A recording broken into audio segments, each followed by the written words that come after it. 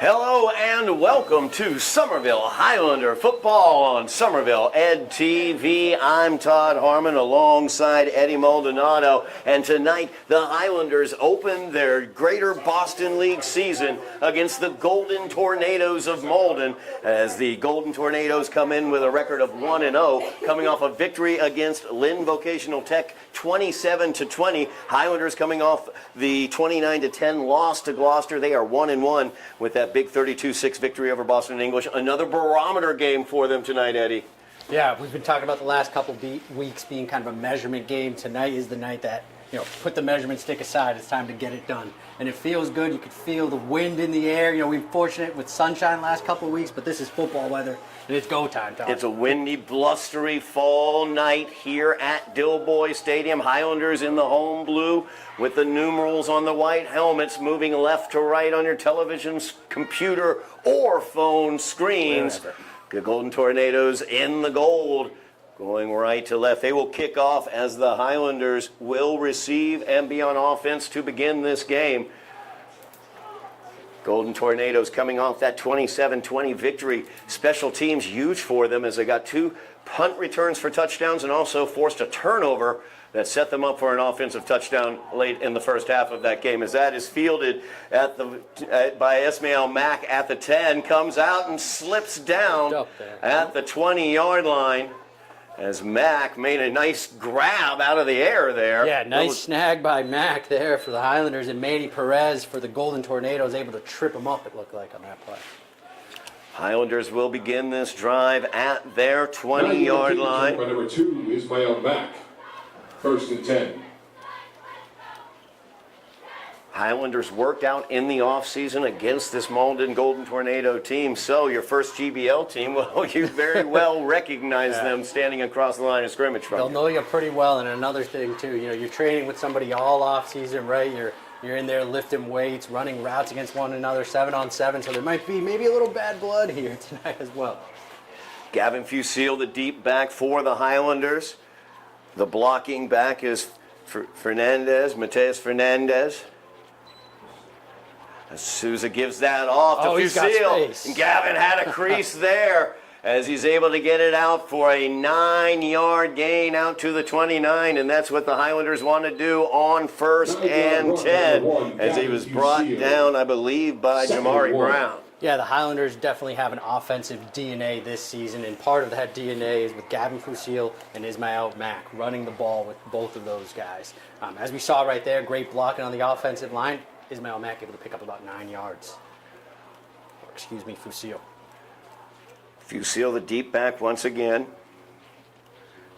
Pineda in motion. You've got 2 blockers out there for Gavin, and he's going to use them as he busts to the outside and gets the first down across the 30, down at the 34. Yeah, once again, Gavin taking advantage of the space on the left side of that line. Highlanders first down. Highlanders getting the first down on their first drive, as they want to generate points like they did early against Boston English. Fusil huge in that game, with 2 rushing touchdowns, a 65-yard jaunt, and a 4-yard power run, as he got into the end zone twice 2 weeks ago. Souza will just power that forward, as D'Souza down after a gain of about 4.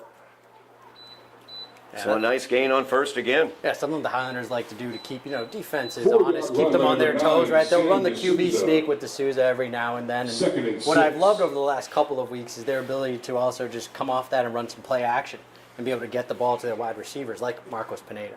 Pineda split out here to the near side. He's in the slot. Top of the screen is Ryan Lewis, the young sophomore that they like so much at the wide receiver position. And there's the play action as they look for Lewis. Lewis on the post. He's able to bring it in, and he's down across the 20, and he's brought down at the 16-yard line of the Golden Tornadoes. What an electric play there for Lewis. And we were talking pregame, Todd, how they need to get the ball into Lewis's hand more often. And here's a prime example of that. Ryan Lewis is complete for 44 yards and a Highlanders first down. Highlander first down on the post to Ryan Lewis. As he gets it down to the 17-yard line of the Golden Tornadoes. Highlanders busting out with a big opening drive here. Pineda in motion. Once again setting up for those two blockers. Fusil will go the other way with a kind of a counter look there. So he went against the block. Gained a couple of yards there. Down to the 15-yard line. 2-yard run by number 1, Gavin Fusil. Yeah, used Pineda there as kind of their lead Second and blocker. 8. Fusil able to pick up a couple of yards.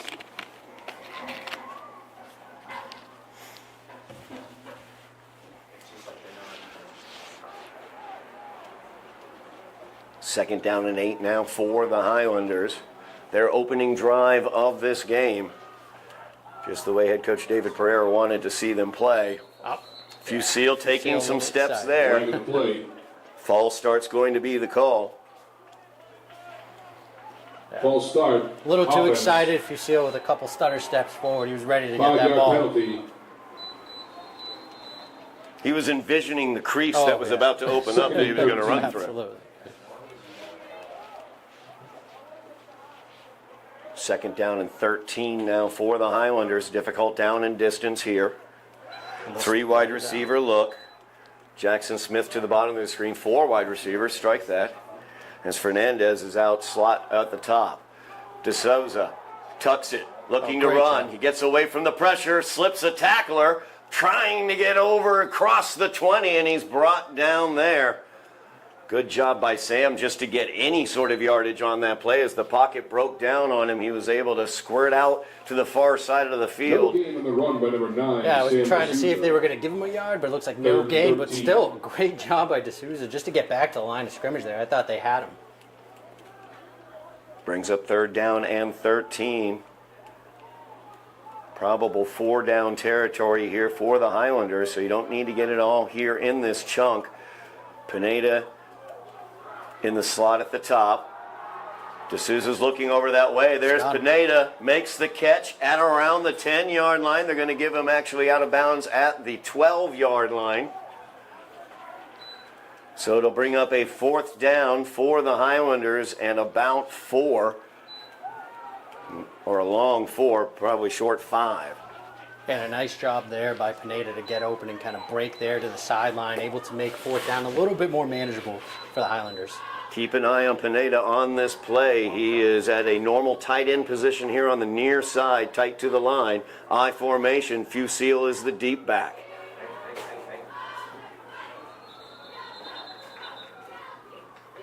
A timeout is going to be Timeout, taken by Somerville. the Highlanders. Offense coordinator Bob Silva coming onto the field. Wanted to, after they saw the Malden defensive set, wanted to make some changes possible. Yeah, and I think we saw D'Souza also get up and kind of say a few words to the offensive lineman, maybe an audible there, or but trying to figure out what they want to run in a crucial 4th down here on their first drive. We've talked about it throughout the first 2 games of the year, Eddie, how Sam D'Souza being in this system since David Pereira, head coach, took over back 2 years ago. So this is his 3rd year kind of playing for Coach Pereira. Looks a whole lot more comfortable there. Absolutely, absolutely. He's able to make those adjustments at the line of scrimmage. He's trusted by the coaching staff as well to make those adjustments, and that's a really valuable commodity to have. Yeah, and he's not afraid to sling it this season. We've seen already a nice deep throw there, about 17 yards to Lewis. I'm sure we'll see a lot more of that tonight. So it's great to see D'Souza step back and also show off his arm. 7:29 remaining here in the first quarter. Highlanders on their opening drive. They received the opening kickoff. They have brought it down to the Golden Tornado 12-yard line, where it is 4th down and 4. The line to make is the Golden Tornado 7, so it's a long 4 that they need to make. Now they go with the 4 receivers. Pineda's a slot here to the near side. He looks to the far side. Have to run it.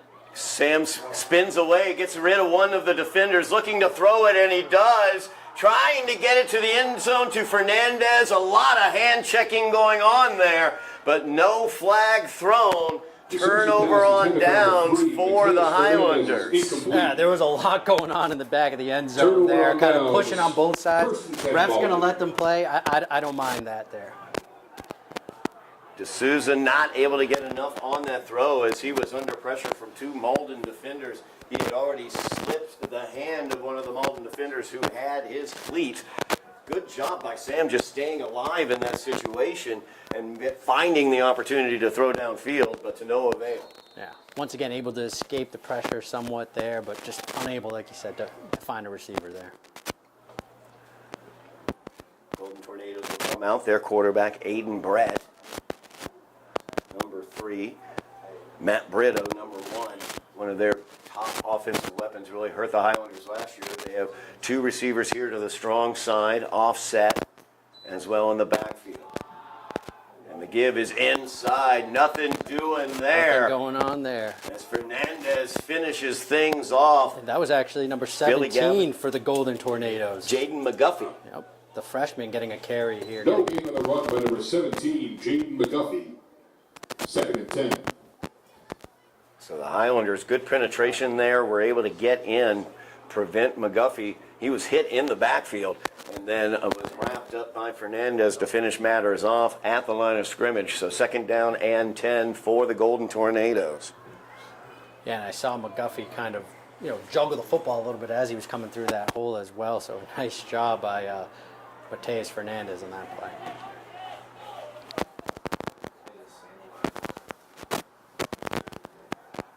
2nd and 10 now.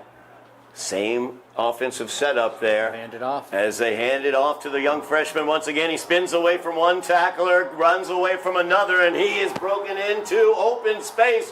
McGuffey with speed as he breaks away from Peter Mars, the last Highlander who could have gotten him. And that is a huge touchdown for the Golden Tornadoes as Jaden McGuffey with a huge run. Yeah, huge play for the Golden Tornadoes. We were talking about Matt Brito being the running back for Malden, but they come out here, Jaden McGuffey lining up at running back, and he looked like a sprinter there. Just absolutely burned everybody and ran past him. No doubt about it. McGuffey, speed to burn on that one. 6:08 remaining here in the first quarter. And the Highlanders are looking up at the Golden Tornadoes as they are on for the extra point attempt. We'll see if they go for 2 here or kick the extra point.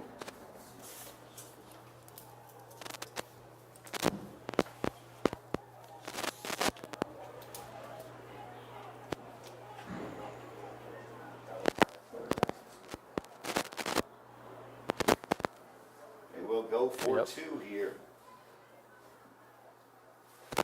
So you've got big Earl Fevre, number 88 in the backfield. McGuffey as well with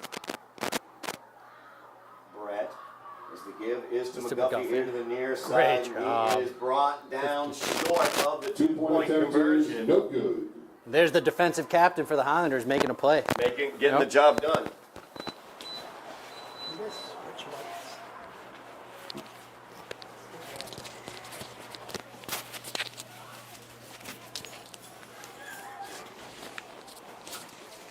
6:08 remaining here in the first quarter, 6-0. The lead for Malden.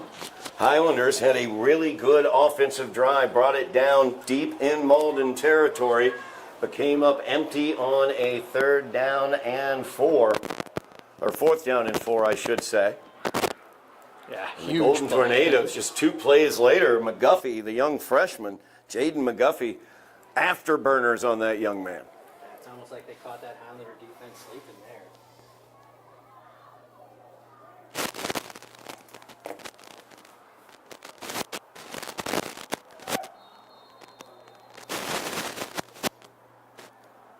Melgar will kick this one away.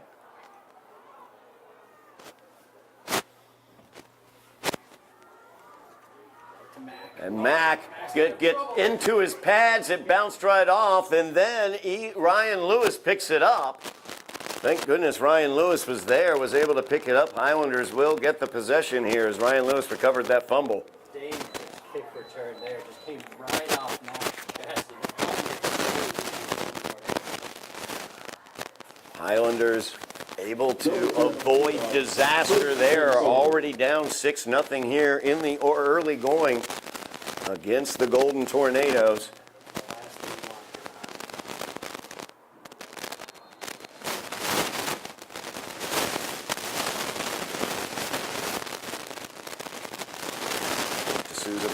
to the line. Base I formation, 3 wide receivers as Pineda is in the slot here near side. Jackson Smith as well with him. The give is up the middle to the up back Fernandez.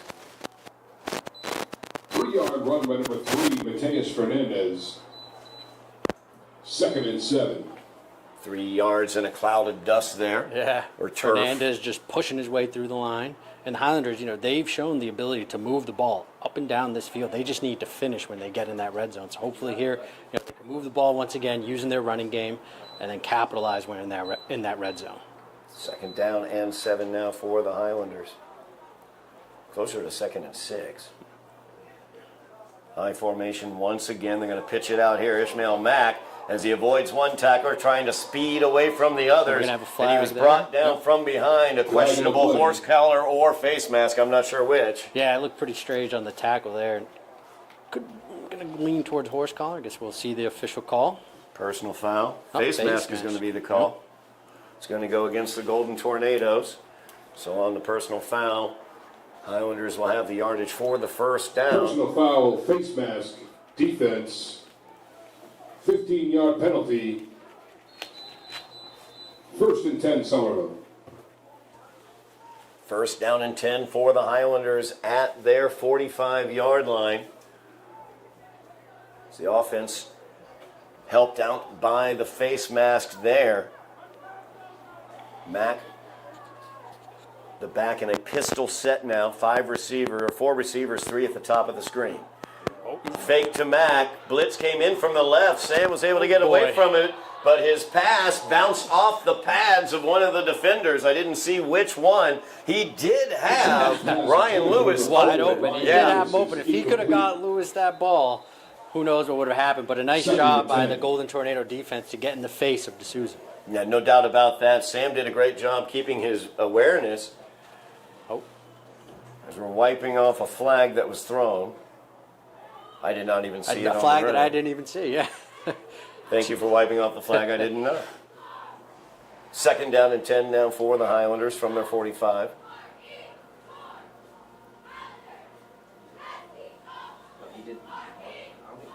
Yeah, Sam D'Souza has shown some shiftiness thus far in this game to kind of evade tacklers. No doubt about that. Sam has been very, very solid. 4 receivers once again, that pistol set in the backfield. This time the give is to Mack. He spins, trying to get away from tacklers there. We're going to have a flag on the play as well. Coming in from the location of possibly holding, but it was after the play. Maybe some extracurriculars. Has me thinking it could be. Could go the wrong way, too. Personal foul is going to be the call. It's going to go against Malden. Personal foul. That was behind the play. Personal foul. I was worried. 15-yard penalty.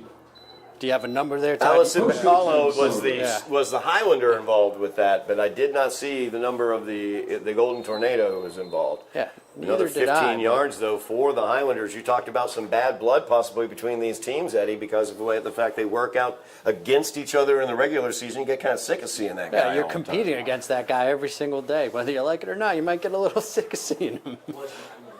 First down and 10 now from Golden Tornado territory from the 40. Clock rolls, 4:15 remaining here in the first quarter. Power I formation, few seals through, and he's got the gain of 10 yards. It'll drop him actually short of that at 9 yards. 9-yard run by number 1, Gavin Fusil. And the Highlanders have had their most success so far when they just line up and run it straight at you. We saw the full house kind of package there with Kerry Alphonse involved, leading the blocking.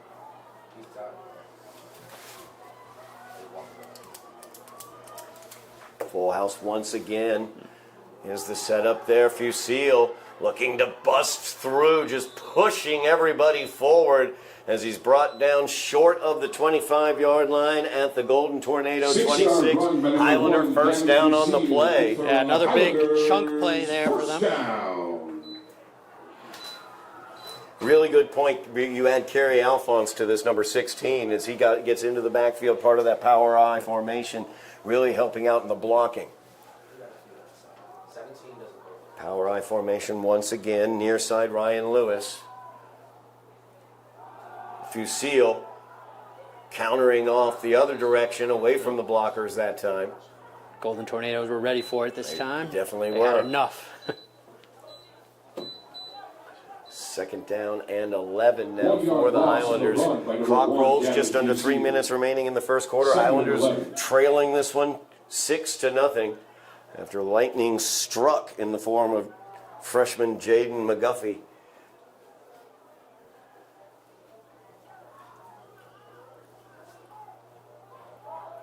Keeping that full house look.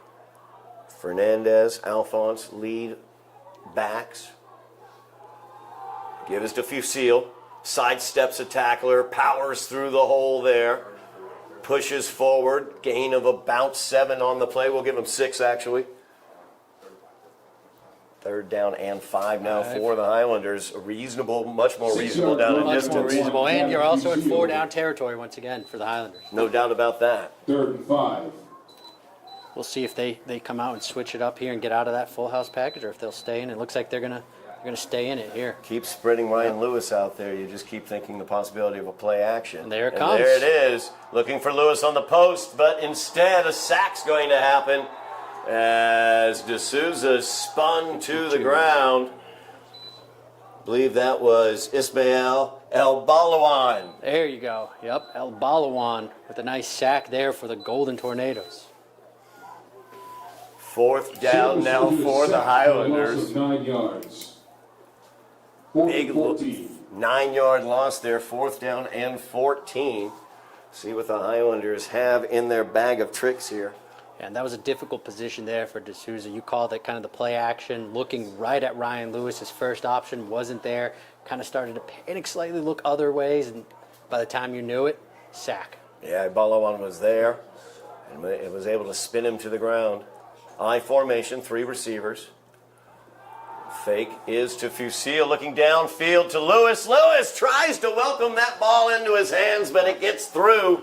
A lot of hand checking going on while that ball was in the air. Number 4, Ryan Lewis is Turnover on downs here for the Highlanders. I don't want to show my bias or complain too much, but it did seem like he was holding his hand towards the end of that play there, and Lewis unable to bring that second hand up to try to bring in the ball.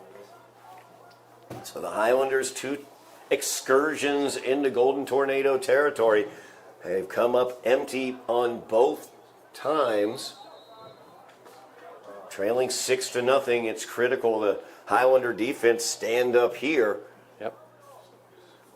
As Jaden McGuffey, the young freshman, number 17 for the Golden Tornadoes, busted a huge run. Yeah, caught him by surprise and showed off speed that we didn't even know he had.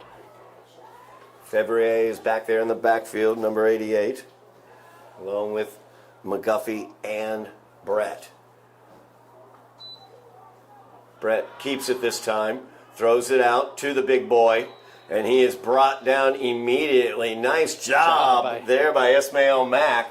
Yeah, Fevrier, not easy to bring down, but Mack made it look easy there. Yeah, Fevrier, very, very large Yes. young man. Let's get his numbers here if I can find them. 6'2", 263. Yeah, and Fevrier is not just a up back that'll block for you or a tight end. He'll go out and he'll catch passes like you saw there. Brett's pass to number 88, Earl Fevrier, is complete for a loss of 2 yards. Loss of 2 on that because Ismail Mack was able to get out there and trip him up and knock him to the ground. 2nd down and 12 now. Clock rolls. See whether Malden wants to get one off here before the end of the quarter. 7 seconds remaining. Brett calls for it. Yep. They will get the play off. He's looking downfield, trying to hook up there with Kevin Exholm. Double coverage there as Highlanders all over that one as if they were in the offensive huddle. They had Jackson Smith along with Ismail Mack in the area. Nice coverage there for the Highlanders, and that'll bring us into the second quarter. At the end of the first Move quarter, on here to the second quarter here on Somerville. Ed TV. I want to take a minute here to remind everybody out there of a very special thing coming up. The first weekend of October, Friday, October 4th. That is the date of the Tufts Football Classic, as the Highlanders will be taking on the Mustangs of Medford at Ladies and gentlemen, Ellis Oval at Tufts University, as the Highlanders look for revenge for the shutout they suffered at the hands of Medford last year at Medford, and that is going to be a trophy game at Tufts University. They're going to get to play that at Ellis Oval. That is at 6 o'clock, so make sure, Highlander fans, make sure you are in the stands, you are rooting on the Highlanders, and if you are not able to make it to that game, if you are not able to be there at Ellis Oval, if you cannot be around Zimmern Field as the Highlanders take on the Mustangs, that'll be okay, because we're going to be there too. Eddy, Maldonado, and myself, we will be there at Ellis Oval as the Highlanders take on the Mustangs here on Somerville. Ed TV will have coverage of that game at 6 o'clock Friday, October 4th. So if you can't be at Ellis Oval, make sure that you are tuned in to Somerville Ed TV, and make sure when you do that, please like, share, subscribe, mash those buttons. We are almost to 2,500 subscribers. Thank you so very much. Let's keep those numbers going up. We move along here to the second quarter of play. Highlanders trailing in this one 6-0. Third down and 12 here for the Golden Tornadoes. Big opportunity for the defense. You need to get a stop here. It's a give once again to the speedster, and he tried to make a cut as he saw Peter Marr coming in on him, and he slipped and fell. Slipped and fell. I think he saw Marr coming right at him, and he didn't want anything to do with that. I don't think he wanted anything to do with Marr. Marr had him squared up. It really did seem. 2-yard run by number 17. So McGuffey It's a big gains stop. 2. Fourth down and 10. Punting team comes on. Yep, 4th and 10. Golden Tornadoes getting ready to punt. It's a big stop for the Highlanders. We talked about they can't go down 2 scores, so great opportunity now to get the ball back here in the second quarter. Of course, the Highlanders' own speedster, Ryan Lewis, is back. High snap. Does get the punt away as Jocelyn Etienne. Yep, you can hear him calling poison, telling everyone get away from that ball, and it's rolling. Wow, that is a Highlander roll, as it will be a net negative punt as it spun all the way back to net negative 3 yards. Wow, you don't see that too often. The wind playing a factor there, just carrying the ball. We did mention it's a fall evening here at Dilboy Stadium. Wind blowing. It is blowing from the right to the left. Waslin got that up into the air. The wind blew it back, and then a huge bounce for the Highlanders. Waslin, Etienne.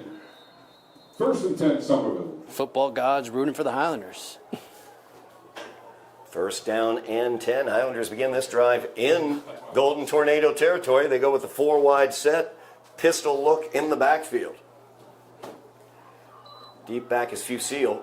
He gets it right up the middle. Gavin Fusil. He's going to go in completely untouched for the Highlander touchdown. Highlanders. I'm not sure anybody even took a breath on him, breathed in his area. There was nobody around him. I mean, what a great job blocking there by the offensive line. Highlanders catching the Golden Tornadoes, sleeping in Fusil, able to score. For a Highlanders touchdown. Seemed the Golden Tornadoes were expecting some sort of move, some sort of outside, obviously, play, because there was nobody in the middle of the field. Gavin Fusil said, "Thank you very much," and I will run right in that end zone. So now a big opportunity here for the Highlanders as they tied this one up on the long run by Fusil. Looking for the 2-point conversion here as they go with that full house backfield look once again with Kerry Alphonse and Mateus Fernandez back there. And they're going to throw out of this. D'Souza throwing out of it. Looks for Lewis. Instead, gives it up front. There, he got it in there. That's Fernandez. Stretching his arms, able to get the 2 points. Wow, what a 2-point conversion there. You know, we've seen it on another 2-point conversion the first week as D'Souza does a really nice job rolling out to the right, and they make sure he has lots of options to look at if that first option's not there. Yeah, and he's been doing a whole lot of rolling out in this game so far, and this time he's able to get 2 points off of it. Highlanders take the 8-6 lead. 11:01 remaining here in the first half. Short drive there for the Highlanders as Gavin Fusil with the big touchdown run capped off by the 2-point conversion reception by Mateus Fernandez. Yeah, Fusil wanted in on the action. He saw freshman Jaden McGuffey break a long run for a touchdown, and Fusil not as long, but he was able to break it completely untouched into the end zone.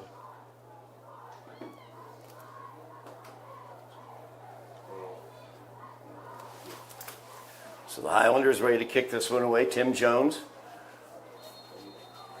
First kickoff here for the Highlanders today. They have done the onside, Yeah, they're in a little surprise bit of a onside tight before. formation, so watch out. Instead, they pop this one up, and it's going to It's a great drop kick, down yeah. and land at the 25, be fielded just inside the 20, and nothing doing there. That was Kerry Alphonse, I believe, first man down there. As the return where was by Kevin Exholm. Good coverage by the Highlanders kickoff unit there. 40-yard kick by number 10, Tim Jones. Return for 2 yards. We by mentioned number 9, Kevin Exholm. we mentioned First and 10, Malden. the special teams last week for Malden as they were able to generate 2 touchdown punt returns as well as a fumble on a punt return that they forced to end up with a short field and generate some points as well. Obviously, Highlanders scouting out this return game of the Golden Tornadoes with that, not necessarily a pooch kick, but a really nice kick to an area where there was no one. Exactly. It was a great kick by Tim Jones, able to find that space on that kickoff. Malden once again in that unbalanced look with 2 receivers. It's McGuffey. Give once again to McGuffey. Cuts this one back inside, and once again, good cut there by McGuffey. Jackson Smith tries to get him, but he's unable to. And McGuffey is going to go for another huge touchdown run for the Golden Tornadoes. That one a good 78 yards. Yeah, McGuffey just able to break through to the second level, and once he got there, nobody was catching him on that play. I know Jackson Smith tried, but McGuffey just outrun all the Highlanders once again. Gene McGuffey, touchdown Malden. And we're going to have a flag at the end of this play, and it's going to most likely go against Jaden McGuffey for unsportsmanlike there. Some excessive celebration penalty there at the end, possibly. As this will rack up a third 15-yard mark off against the Golden Tornadoes tonight. Yeah, and it looked like Coach Pereira opted to take it on the kickoff. Unsportsmanlike conduct, offense. So Highlanders led by 2, but Jaden McGuffey said, I'd like to change that. And with a just really strong cutback, he was back into that defensive backfield and off to the races. 12-8 is the lead for the Golden Tornadoes. 2-point conversion they are looking for. They have their first different offensive set that we've seen tonight. Shotgun here. Shotgun formation. Trip receivers here to the near side. As Brett back to pass. Looking across the middle, right through the hands. He had Johnson Wynn there. But Wynn let it get through the fingertips. And that is no good on the 2-point conversion. So it is a 4-point lead for the Golden Tornadoes. 10:39 remaining here in the first half. Yeah, Highlanders have held strong on the 2-point conversions. So now it's just 12-8. So still pretty good distance there for the Highlanders to make up just 4 points. 4 is not the number the Highlanders need to be concerned about right now. I think 17 is the number that they need to be focusing upon. Find a way to slow them down. Jaden McGuffey has busted 2 huge touchdown runs. The first one, he was able to get around the outside of the Highlanders' defense. His flags all over the field are at the 10-yard line. Personal foul is the call. It's going to go against Malden. Personal foul is the call goes against Somerville. Offset. They will offset. And let's keep back. playing. Yep. We have a get back infraction, I think, or warning. Warning there. Yep. A warning there to the Malden sideline. And these flags, they always come in right at the end. Right when we think the play's over, they catch it. Now, Malden should be backed up 15 yards more, for the excessive celebration penalty, which I think they just remembered. Kenny Melgar, the kicker, was like, darn, I thought I was going to get that. I thought I was going to have that. But ref, I got it teed up. It's all set. You can't move me now. Now it's windy. It's not going to move now, see. So the Highlanders, Chance for good field position good here. chance for field position here. Exactly. Ishmael back, as well as Ryan Lewis back to return this. And if you try to avoid them, you'll wind up with Gavin Fusil possibly getting it as he's an up back at the 50-yard line. Peter Marr there as well.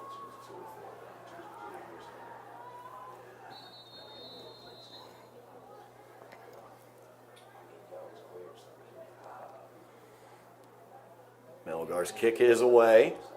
Got to get there. It Got to will get there. bounce. Got to get to the Gotta ball. get on Gotta top get of on the it. ball.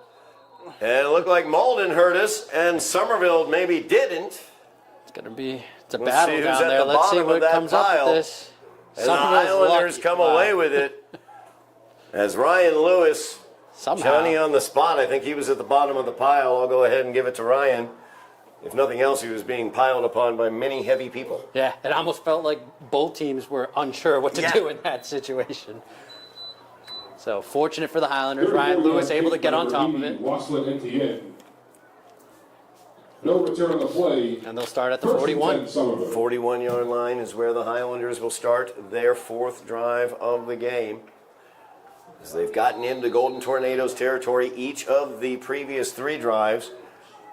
Need to Failed to finish. convert fourth downs on the first two. Gavin Fusil with a 28-yard jaunt for the Highlander touchdown. Watch Marcos Pineda lined up here at the bottom of our screen, but Instead, Fusil Fusil with will take it. it. As he tries to power through, but Golden Tornadoes, there was a flurry of tornado there.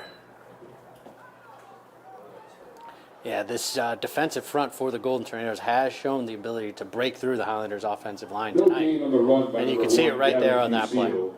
Second and 10. Daniel Da Silva Burquez was at the bottom of that pile of Golden Tornadoes. That held Fusil to no gain. Second down and 10 now for the Highlanders as we reach 10 minutes remaining here in the first half. Highlanders down by 4, 12-8. Four receivers for the Highlanders. Pineda down here. Single receiver near side. Da Silva back to pass, looking for Pineda. He's going to throw it downfield. Oh. Had two receivers in the area as Lewis was also coming across from the far side of the field. Yeah, I'm not sure. I believe the original pass was to Marcos Pineda, but Lewis kind of getting in the way there. And he still had an opportunity to catch it, Yeah. but unable to bring it in. Incomplete pass. Third down and 10 now for the Highlanders from their own 41-yard line. But that play is there for the Highlanders if they do want to go back to it. One-on-one, Marcos Pineda. Two receivers here to the short side of the field. Nobody on that wide open area to the far side. And you weren't the only one to notice I that. think I wasn't. Timeout, Somerville. Yeah, his offensive coordinator, Bob Silva, Not looking happy. he doesn't look happy about that No. sack. 9:45 remaining here in the first half of play. The Highlanders trailing the Golden Tornadoes by the score of 8-12, or we could actually adjust that and say they're trailing Jaden McGuffey, as McGuffey has That's busted all off 12. two huge touchdown runs against the Highlanders tonight. They will have to find an answer for him on the defensive end. But first, the quandary is offensive here as they look at a third and long situation, Eddie.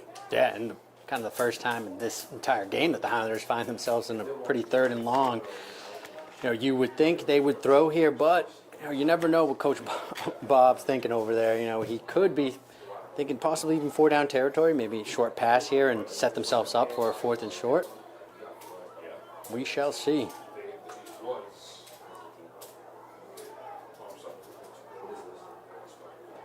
Of course, Fusil had the touchdown run on a play where they had 4 wide receivers as well, as they had spread out wide, allowing the middle to be soft for Fusile to run through.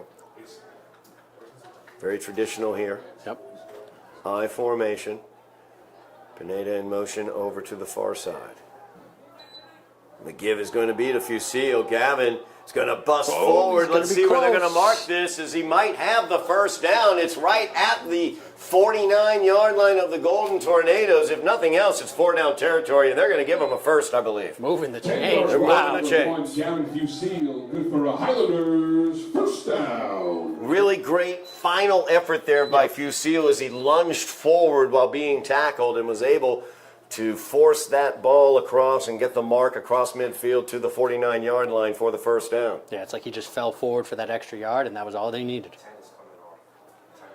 First down and 10 now for the Highlanders. High formation once again. The give is to Mack. Mack through the hole. Nice hard running there by Mack. Very good hard running by Ishmael Mack as he gets a 9-yard gain there on first down for the Highlanders. Down to the Golden 9-yard Tornado run by 40. number 2, Ishmael Mack. Mack is deceptively powerful with his running because he's very low to the ground. So, you know, he's very, very fast. So if he gets a crease, he can burst through it. But he's also very powerful as he runs through. Yeah, like you said, deceptively there. You don't know what's coming at you until he comes right at you. Second down and 1 for the Highlanders. They're yet again in Golden Tornado territory, and that's going to be a flag against the Highlanders. I think Pineda jumped off on the far side of the offensive line. False start. False start. So now instead of a 2nd and 1, it's 2nd and 6 for the Highlanders. 5-yard penalty. 2nd and 6.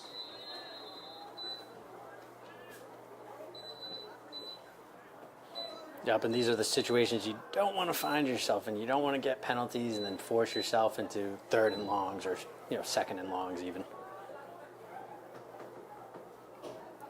Mack remains in as the feature back here. So he's lined up at the top of the I formation.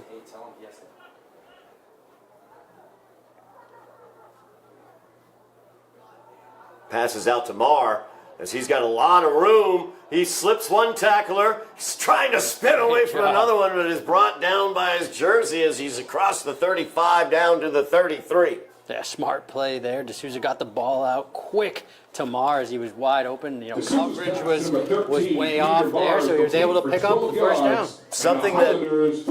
Something that a veteran quarterback like D'Souza might notice is how far that cornerback is off from the line and recognize, hey, I got a lot of room out there. Let me get it out to Pete, and he's going to make something happen. That's exactly what happened. Yeah. First down and 10 for the Highlanders from the Golden Tornado 33, trailing by 4, 7 minutes left in the half. I formation, 3 receivers. Pineda in motion. The pitch is out. Fusile, he finds a gash there. He's able to move it forward across the 25 down at that 25-yard line. 8-yard run for number 1, Gavin Fusile. 2nd and 2. 8-yard carry on the pitch for Fusile. As Kerry Alphonse will check into the game. The bigger package for the Highlanders, as you see Marr heading out. Clock rolls, 6:25 remaining in the half. Highlanders driving. And they'll come right out in that kind of full package, full house formation. Give us to the up back. I think it was Kerry Alphonse. He got repulsed immediately as the whistle is very, very late there coming in, but he spun forward and I think ended up gaining a yard on it. Yeah, I got a yard, half a yard there. Making it a little easier. 1-yard run by number 16, Kerry Alphonse. Third down and 1 for the Highlanders.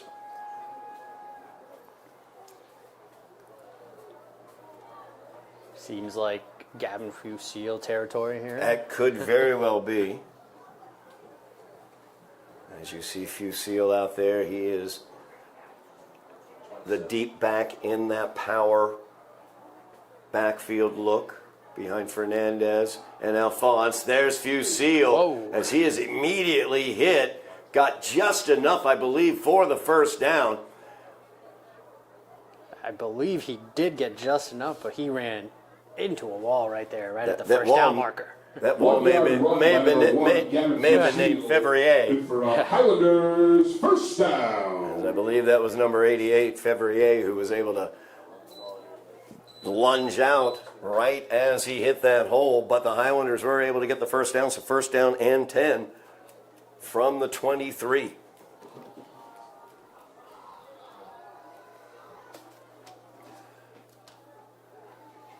This time Mack with the carry. And just slipped up there as he tried to make his cut back towards the inside. Yeah, slipped up there, and Golden Tornado's defense was quickly in the backfield once he got 1 on that yard play. run by number 2, Ismail Mack. 2nd and 9. Second down and 9 after the yard carry. 4.5 minutes remaining in the half.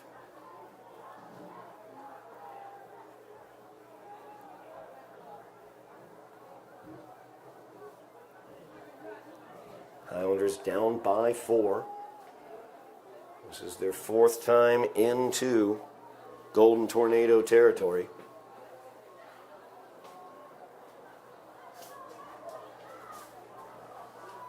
Four wide receivers, 2 to the top, 2 to the bottom. Mack in the backfield. D'Souza looking downfield, looking for Pineda, I believe, in the back of the end zone. And that is incomplete. They may claim uncatchable.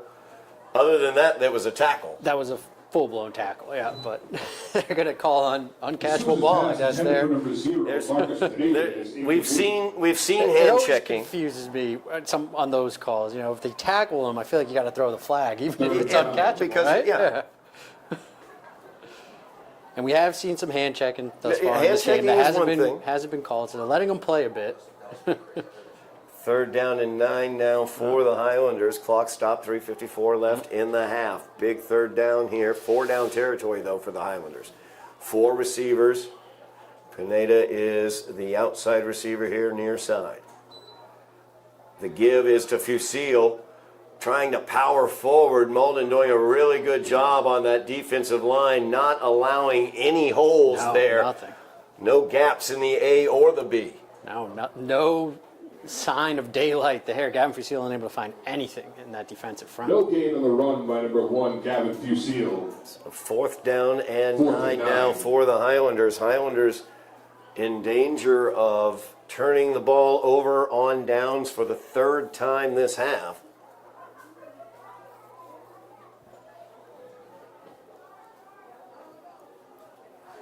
See what offensive coordinator Bob Silva has dialed up. Pistol formation. Fusile is the back.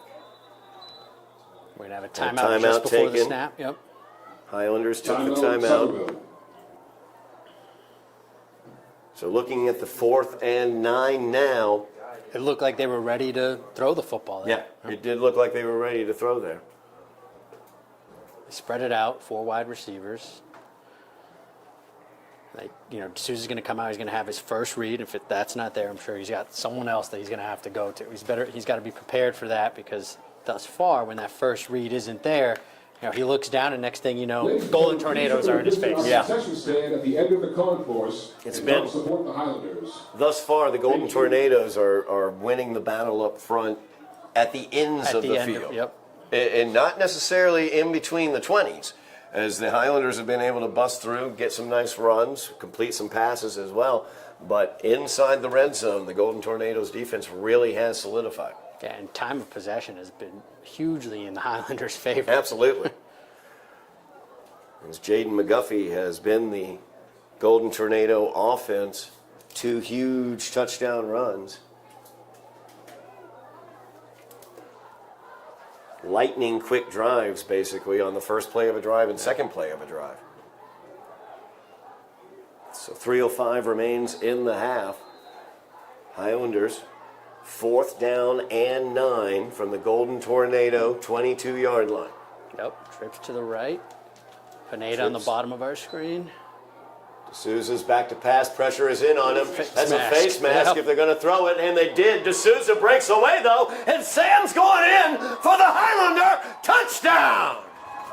Face mask wasn't going to slow him down there. Highlanders. Didn't matter if they grabbed the face mask or not, as Sam D'Souza got out here to the near side and found open turf all the way to the end zone. And it's what we've been talking about. If that first read isn't there, what are you going to do, Mr. D'Souza? What did he do? He tucked it and ran, and he found the end zone. Absolutely, he did. Highlanders retake the lead, 14-12, 2:55 remaining here in the first half, as the Highlanders on for the 2-point conversion.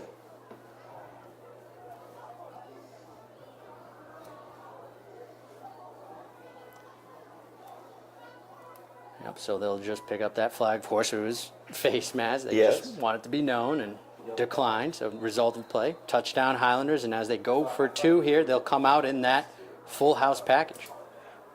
Once again, that power package, Kerry Alphonse, as well as Mateus Fernandez. This time the pitch to outside. Fusil. He gets squared up and folded up there at the 2-yard line. Good job by the Golden Tornadoes. No good. Yeah, Golden Tornadoes were ready for that one and just beat the line right at the snap. So no good on the 2-point conversion, but the Highlanders able to retake a 2-point lead. 14-12 is the Highlander lead. 2:55 though remaining in the half, Eddie. And you know, normally I wouldn't say this, but that's plenty of freaking time. Oh, all they really needed was 5 seconds, it feels like, for the Golden Tornadoes to score. But Jaden McGuffin has McGuffey, I should say. He's been quite the McGuffin, but Jaden McGuffey has been phenomenal for the Golden Tornadoes, number 17, as he has busted 2 huge runs. One of them he cut back, really able cutback there, and was able to elude tacklers and use his speed to the end zone, both of them over 70 yards. So we'll see what the Highlanders do here with 2:55 remaining. yeah, Highlanders definitely need to tighten up and be careful there of the big playability of McGuffey. I'd be interested to see on the Golden Tornado side if they continue to feed McGuffey, or are they going to switch it up here as they might get into a 2-minute drill type of situation? The Highlanders, the face mask assessed on the kickoff. Okay. So Tim Jones could possibly boot this away. Don't sleep on the possibility of an onside attempt, especially with this kicking off from the opponent's 45. We know they've done it before. For it. And That's what that is they'll do. exactly what it is. They'll As have the a ball chance. bounds across the 20 and it's picked up by Exome there, and he is hammered there by Ishmael Mack, who was a missile Mack that time. Yeah, Mack introduced himself on that play there. Great hit stick. 2:52 remaining here in the first half. Highlanders up by 2, 14-12. Highlanders have struggled to contain number 17, the young freshman running back Jaden McGuffey. As we look at our rosters, running back not even listed amongst his positions. He has 3, linebacker, strong That is safety, right, and wide receiver. yeah. He could do it all. As once again they go with that offset 2 receivers to the wide side of the field. Fabriere in the up back there. Fevrier, the leading blocker back there. Give is to McGuffey. So he cuts it up on that zone look. And it was Gavin Fusil holding on for dear life there at the ankles. 5-yard run by number 17. 5-yard Jaden run McGuffey. for McGuffey. Second and 5. Second down and 5 now for the Golden Tornadoes. 2.5 minutes remaining as the clock rolls. As we near halftime. And correct me if I'm wrong, but it feels like the Golden Tornadoes have all 3 timeouts left, or possibly 2. Possibly at least 2, Yeah. yes.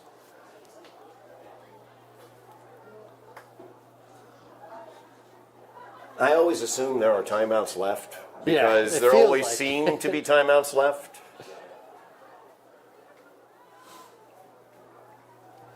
Two receivers here to the near side. McGuffey and Favre in the backfield. Back throw to here. pass is Brett, looking downfield, trying to connect up with Exome.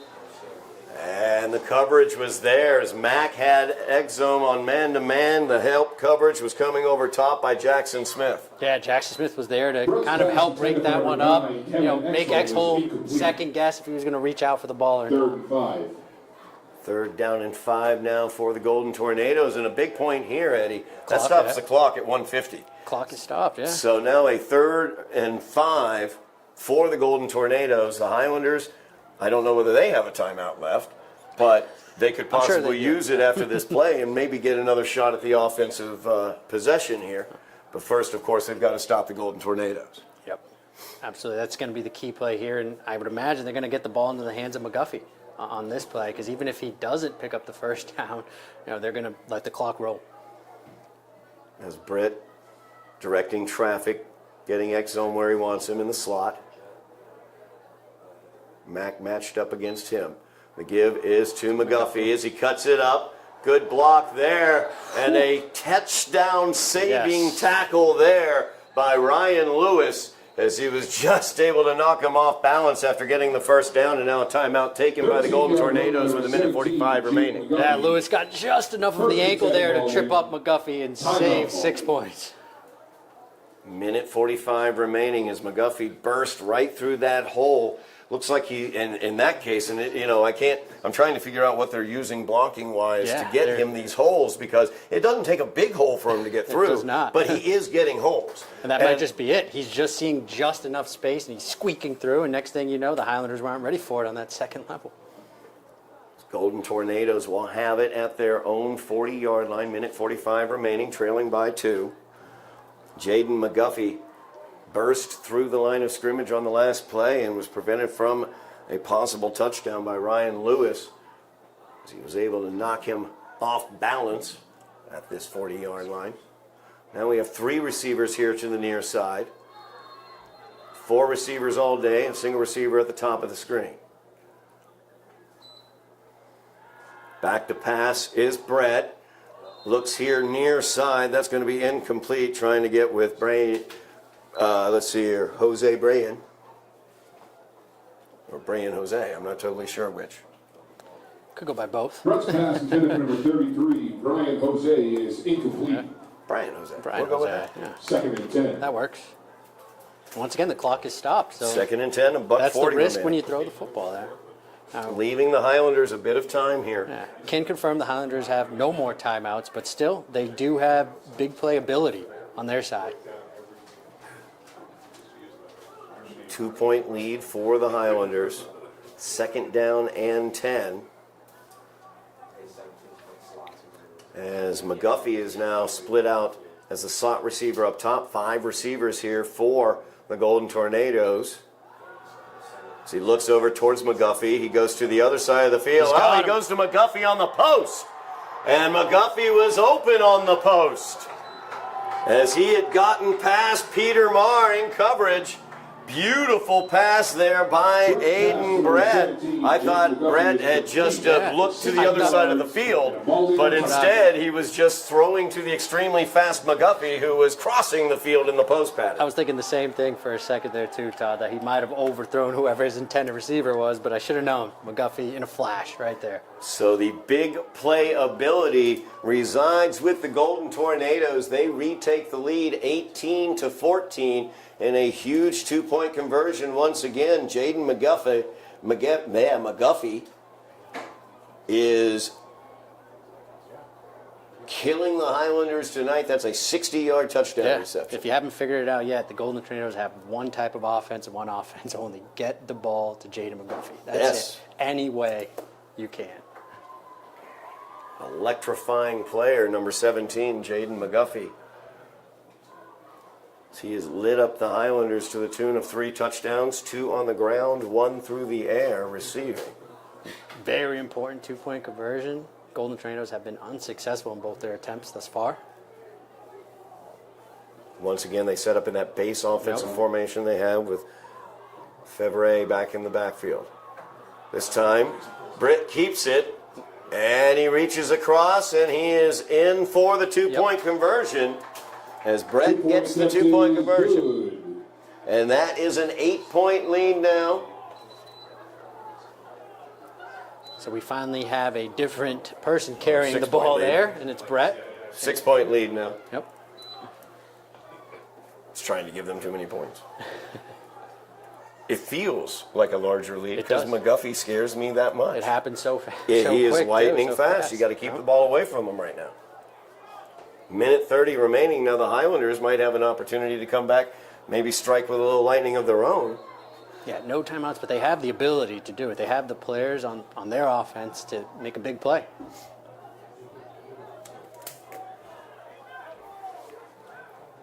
We know Marcos Pineda caught a 72-yard touchdown That's right. pass last week against Gloucester, late in that game to get the Highlanders into the end zone in that game. Of course, Gavin Fusil has busted a 65-yard touchdown run this season as well. Yep. And don't forget about Ryan Lewis. If you can find him one-on-one coverage, he can break one there. Already has been hit on the post for a big gain tonight. The Golden Tornadoes ready to kick this one away. Kenny Melgar. Mack and Lewis deep. Over towards Mack. Comes in on that. He fields that one cleanly at the 25. Going to the far side of the field, trying to get around the corner. And he spins around the corner, is brought down by the helmet. I saw a flag thrown in there. And Malden is about to get their, fifth personal foul call? At least. I believe. At least their fifth personal foul of the game there. There was an offsetting with Somerville, plus 4 others, I believe. Yep, a prior. Personal foul, face mask too. is the call. Yep. Personal foul, face mask, kicking team. Helps Highlanders out a lot as they had 15 yards onto that return by Ishmael Mack. He had returned it out to the 35-yard line. So now it will be at midfield, a minute 22 remaining. Plenty of Highlanders, time. a good opportunity here. Plenty of time left still for the Highlanders.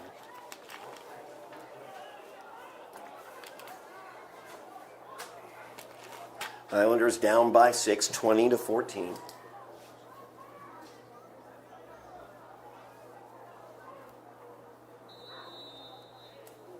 And we've been mentioning the hand checking going on between the corners and the wide receiver. So who knows, if you throw one deep, you might get a call in your favor. Pineda matched up down here at the bottom of the screen.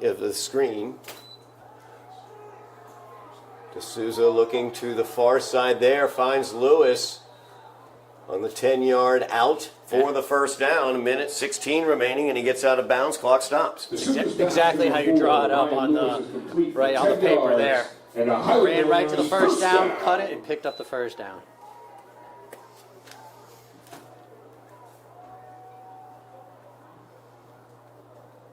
First down and 10 for the Highlanders. Golden Tornado, 40-yard line. Trailing by 6 minutes, 16 remaining in the half. 4 receivers for the Highlanders. D'Souza back to pass. Looking far side for Lewis. Actually strike that. That was Jackson, I believe. Pineda there, Marcos Pineda Oh, on it's the Pineda? outside. Yeah. I Pineda down at the lower portion of the screen. I'm sorry about that. Minute 10 remaining. Second and 10. Second down and 10 now for the Highlanders. That was the pass that Pineda got open on last week against Gloucester. Wanted to give him an opportunity there, but also didn't want to give the corner an opportunity to pick it off, so wisely kind of just threw that over the head of everyone. Now Pineda here on the near side.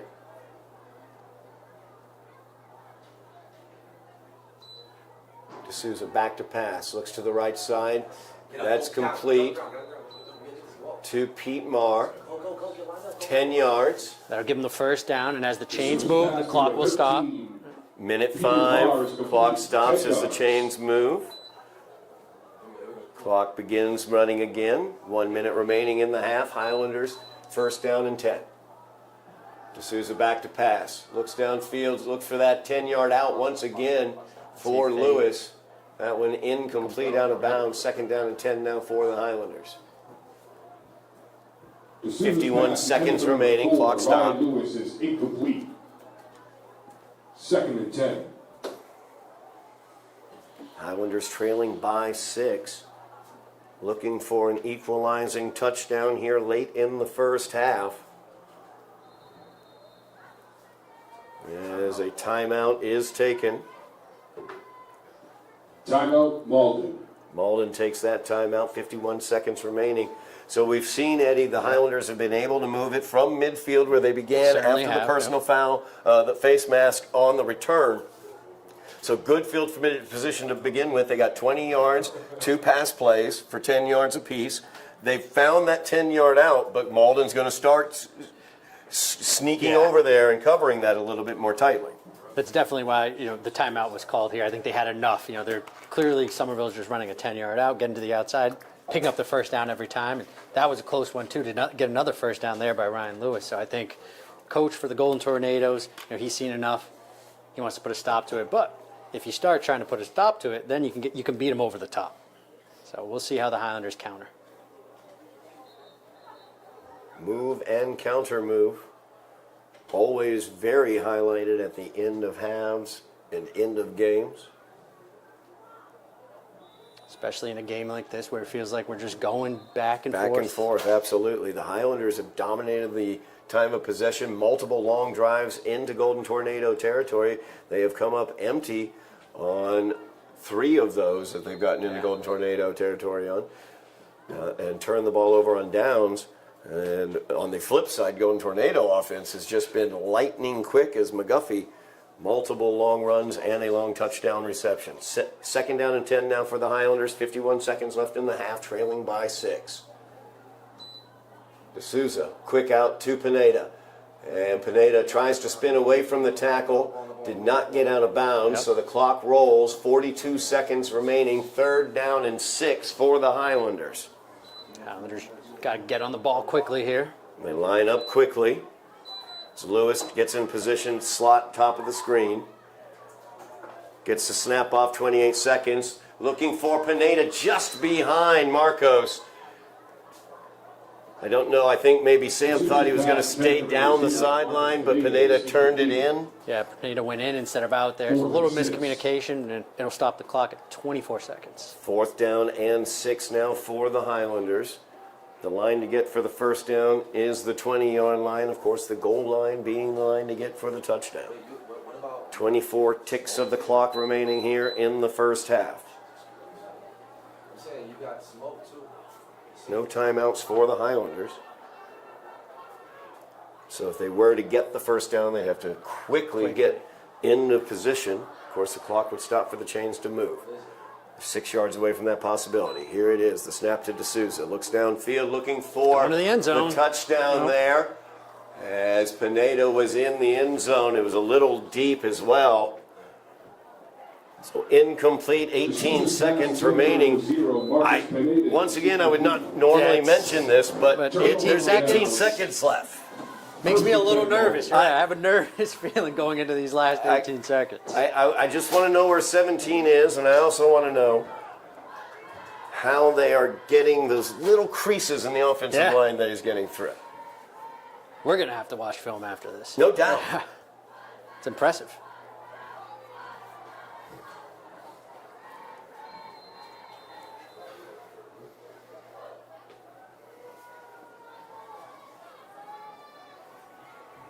$18 seconds remaining. Golden Tornadoes up by 6. They will come out in a 4 wide receiver set. I do not see where McGuffey is. I think he might be the slot receiver. Oh. Brett in trouble and had to throw that one at the feet of Exome coming across the middle. It actually looked like on that play there, McGuffey was lined up in the backfield. They just kept him in the block, just extra protection, and they're going to try to throw the ball deep here. 12 seconds remaining. I would give him a chance. 2nd down and 10 now.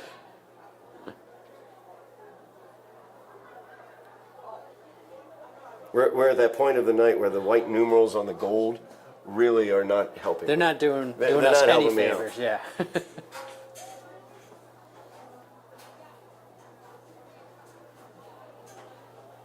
McGuffey in the backfield, along with Brett, 4 receivers out.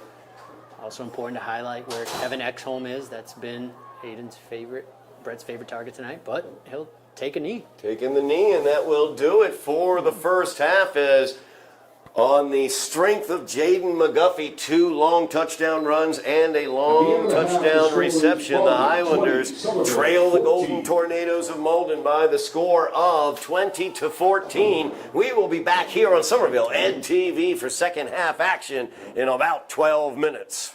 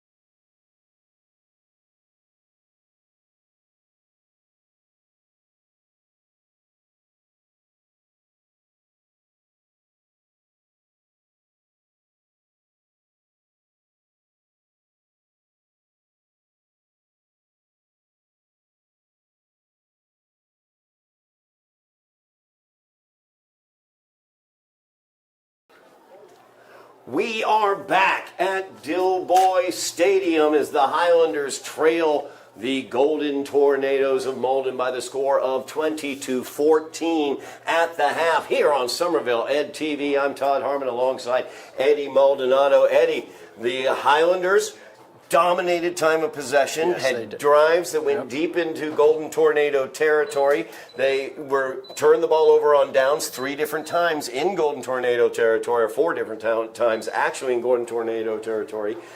The flip of that is the Golden Tornadoes just lightning quick strikes to Jaden McGuffey, a freshman, 2 touchdown runs over 70 yards and a touchdown reception of 60 yards. Yeah, Jaden McGuffey introducing himself to Highlander Nation today and to us. We didn't realize he had that speed in him, and he's really showcasing it all night. So the question is, how will the Highlanders counter that? What was talked about in the locker room, how will they stop number 17? I mean, we talk about what adjustments get made at halftime in football games, what coaching staffs do, what they want to work on, what they want to work on changing and trying to figure out. It's stopping 17 right now for the Highlanders. Maybe tighten up the A-gap. Maybe it has to do with the defensive line, shifting them around. If you notice, hey, McGuffey really likes to run to the left side of that line. Let's add a little more beef that way. Or maybe it's blitzing. Something to slow them down. We will see the Golden Tornado offense out there to begin matters here as the Highlanders will be kicking away. They have been known to onside, as they did attempt an onside kick late in that first half as well. So we will see what happens here on this kickoff. Highlanders scored 2 touchdowns in the first half themselves as Gavin Fusil had a 28-yard touchdown run. Fernandez was able to get a 2-point conversion catch on a really nice play there by Sam D'Souza and Fernandez on that to make it 8-6. Then Jaden McGuffey struck again with a 78-yard touchdown run to back up his 80-yard touchdown run earlier to give the Golden Tornadoes a 2-point lead. Then Sam D'Souza with a 22-yard touchdown run where he ran through a face mask and was able to get the touchdown there. Those were the 2 Highlander touchdowns of the first half, the D'Souza jaunt and the Fusil run. And then McGuffey caught his 60-yard touchdown reception for the end of scoring there in the first half. Yep. As Tim Jones is placing the ball down here, wind is picking up, so he has to make sure. Chilly, windy night. It feels like fall here at Dilboy Stadium. Feels like fall, feels like football season.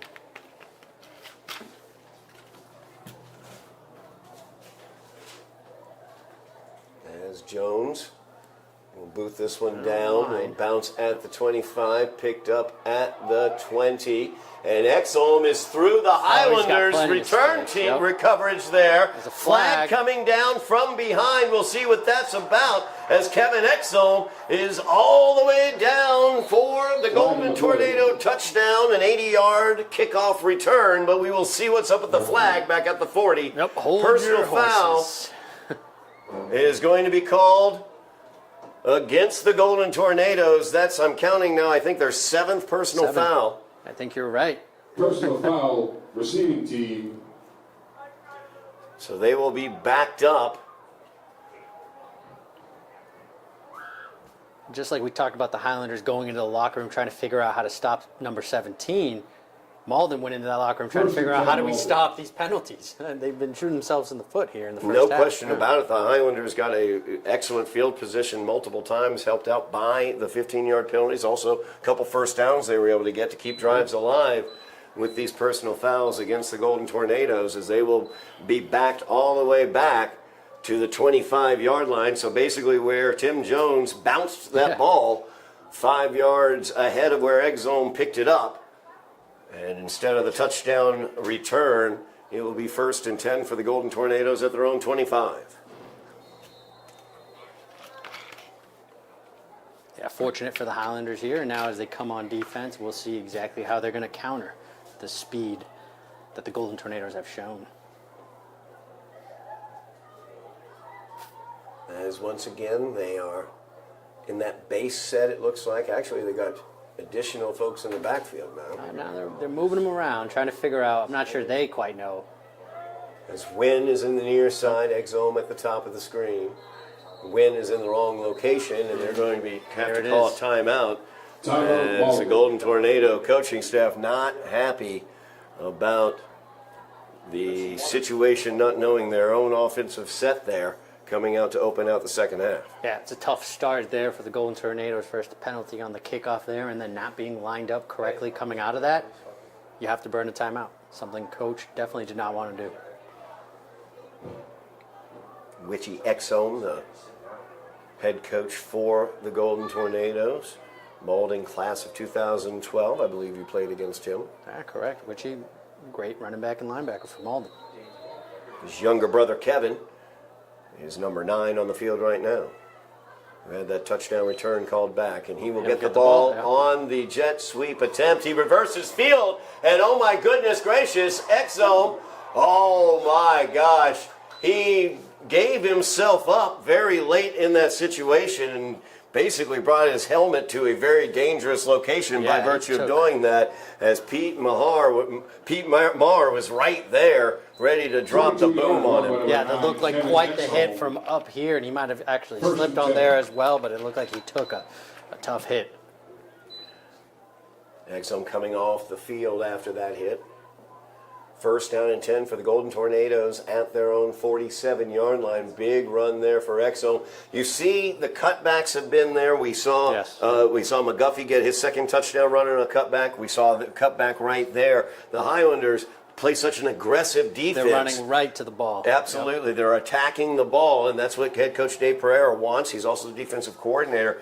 He wants that attacking style defense, but when you have guys who can change direction so quickly, it can be dangerous. Absolutely. Back to their base set with the two running backs, and the give is to McGuffey, and he's got nowhere to go as Mateus Fernandez wraps him up. Good penetration there by Mateus. Held him to a 1-yard gain. Yeah, great job by Fernandez coming from his linebacker position and coming up and making that play. 2nd and 9.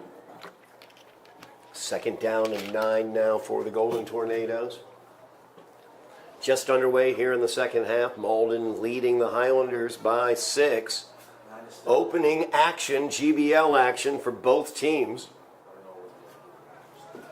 Highlanders have games coming up here against Chelsea next week.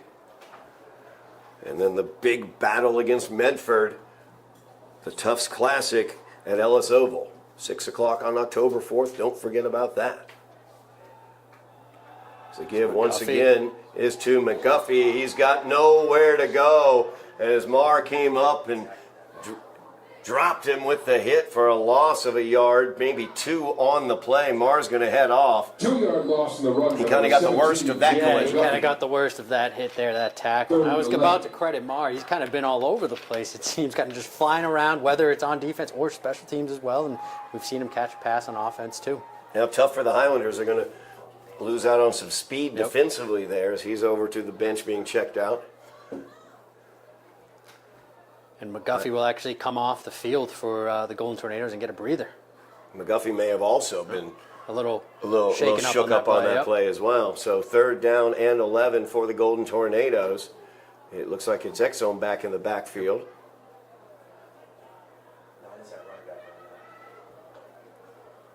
And the give is to Exome.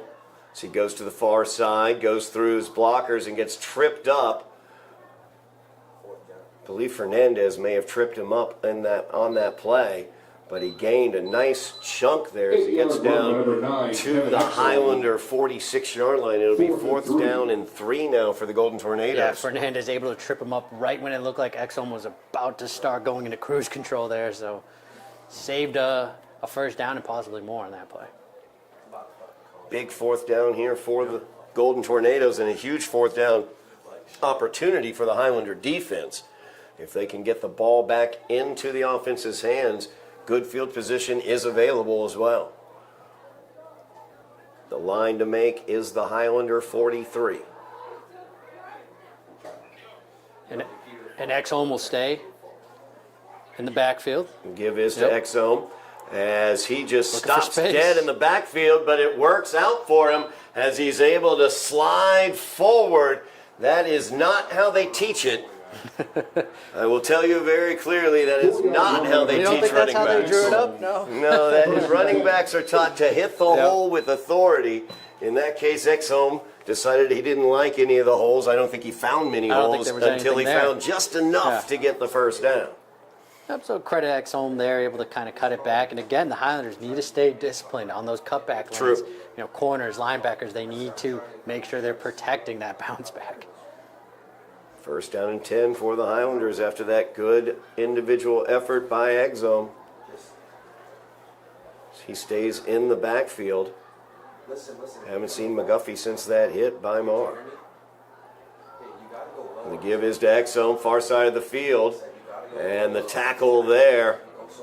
Good job in the open field as Ryan Lewis came up and made that tackle. You know, I out of the corner of my eye, as Riker Faith, number 28, for the Highlanders, was blocked out of that play. I saw your arms open up a little bit, Eddie. Think maybe a little bit of a hold going on out there to catch the edge? Maybe a little hold. I know holding happens on every play, but it seemed like on that play there, it was, you know, he was on an island. It seemed pretty clear, but, you know, we're going to let him play tonight. We are letting them play. That is the motto. We're going to let him play tonight. We have seen we're letting them play tonight, and even through all that, we've had some, Malden still struggling with fouls. Second down and 9 now.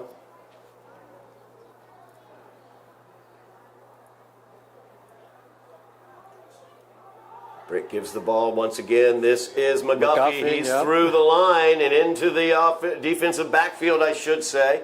Brought down by Jackson Smith and Jamison LaGuerre. 60-yard run by number 17, Gene McGuffey. You could just see when he picks that stride up, when he kind of gets to the second level, he's just going full speed. It feels like no one's catching him. And McGuffey gets the first down. Yep. First down and 10 now for Malden from the 25-yard line of the Highlanders as they look to build on this 6-point lead. This is their opening drive of the second half, and they have held the ball for over half of the third quarter thus far, 5:45 remaining in the third quarter. Yeah, Malden's longest drive of the game. This is exactly what Malden wanted to do coming out of the second half, I do believe. Hold on to the ball, and they'd like to find pay dirt at the end. First and 10 from the Highlander 25.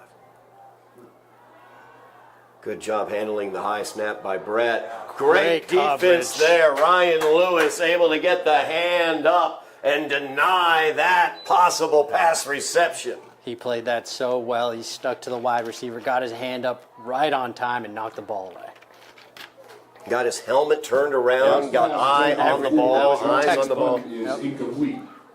He said the way Exholm got that first down was not textbook. That, by Ryan Lewis, was textbook. Second down and 10 now for the Golden Tornadoes, 5:19 remaining here in the third quarter. If you're the Highlanders, you kind of want to give the Golden Tornadoes a little taste of their own medicine, a little bend, don't break defense, right? They're moving the ball, they're getting into the red zone, but don't let them score. It's McGuffey in the backfield once again with Brett. Earl. Fevre. The big boy back there as he gets a pass protection there for Brett. Brett's pass across the middle. Exholm gets the hand on it, but he can't bring it in. A little bit behind him. Just a little behind. He might have had Exholm there, but he was thrown a little bit behind, and Mack on the coverage for the Highlanders. So third down and 10. Third and 10. As Pete Marr checking back into the game after that big tackle of McGuffey earlier. Yeah, good to see Marr come back into the game, and these Highlander corners are not afraid to come up and make a tackle.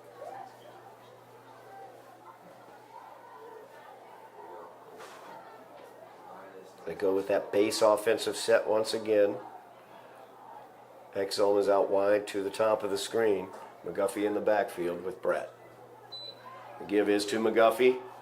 And he's through once again and brought down at the 10-yard line after another Golden Tornado first down. 15-yard run by number 17. Yeah, once again, McGuffey able to find the lane, just find enough space and hit the hole and pick up the first down. First and goal. First down and goal now for the Golden Tornadoes as McGuffey just continues to impress with what he can do out there. 4:50 remaining in the third quarter. Clock is rolling. And Malden is knocking on the door, looking to build on a 6-point lead.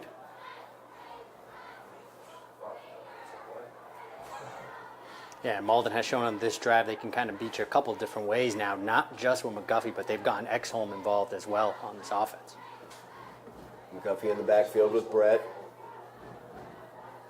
It's Fevrier. Moves in motion to the near side. This time Brett will keep it, rolling out to his right, throws it to Fevrier. And the big boy is brought down just short of the goal line as it's marked about an inch shy, I believe. Yeah, and I was wondering when the Golden Tornadoes were going to get Fevrier involved. You know, he's their big tight end. Not only does he block, though, as you saw, he goes out there, he catches passes, so he got involved there and almost scored. Pass number 88, Earl Fevrier, is complete for 9 yards. 3 minutes, 45 seconds. Second Clock goal. rolls. Second down and goal from inside the 1 yard line for the Golden Tornadoes as they look to make it a 2-score game here in the second half.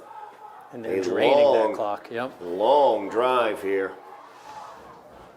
as they have had the ball 8.5 minutes here in the third quarter so far.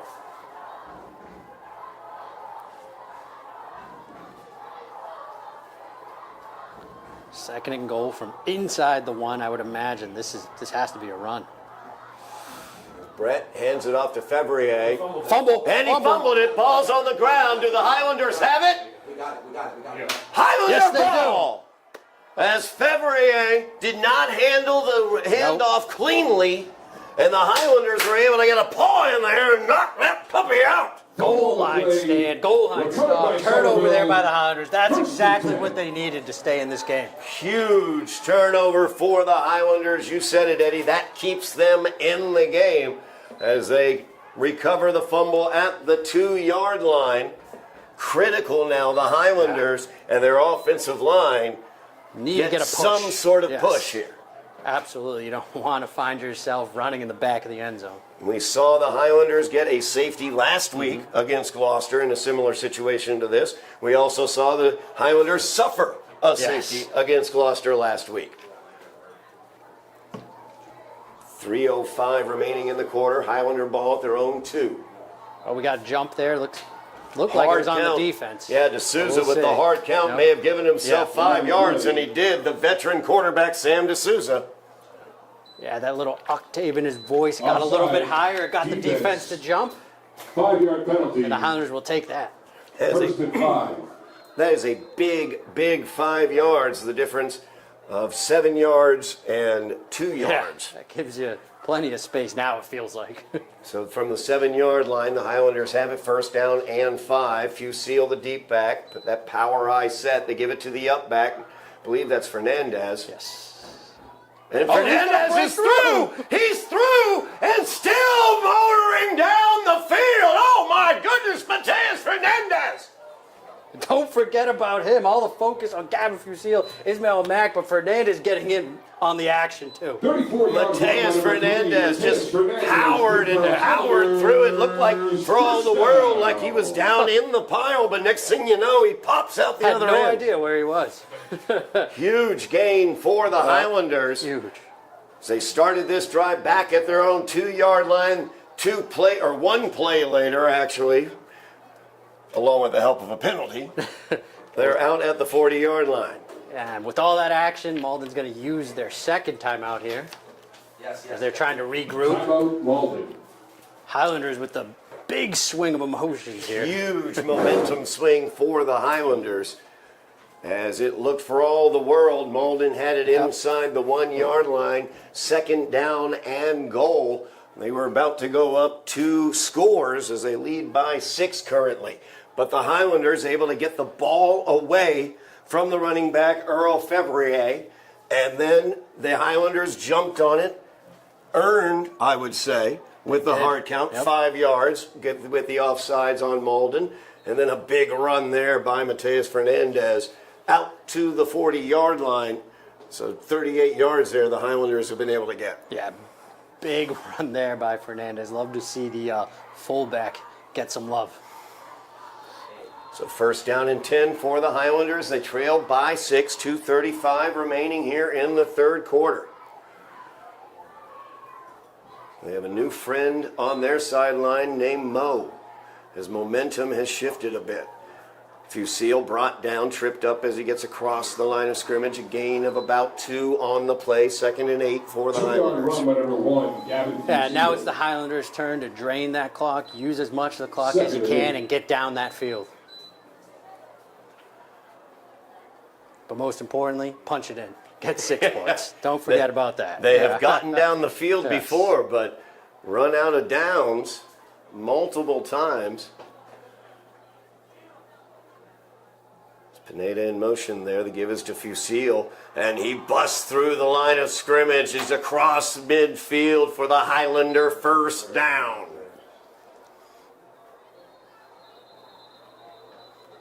Going to have a timeout on the field, as the Highlanders will take that timeout, I believe. Oh, it was a Golden Tornado down. I did not see. Almost blended in with the turf there, but Yeah, he did. able to jump up and make his way to the sideline. That's Jamari Brown. 9-yard run by number 1, Gavin Fusile. Good for a Highlanders first down. Now the Highlanders into Golden Tornado territory at the 49-yard line. Minute 45 remaining in the third quarter.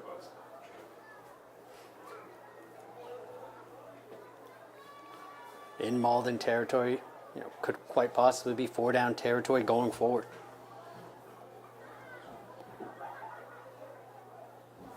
That's false start there is going to be the call. Multiple people in motion. Miscommunication between Fernandez False and start. Pineda there. Offense. So back it up 5-yard 5 yards penalty. for the Highlanders back to their own 46-yard line. First and 15. Highlanders trailing by 6. Got a huge turnover on their own goal line to start this drive.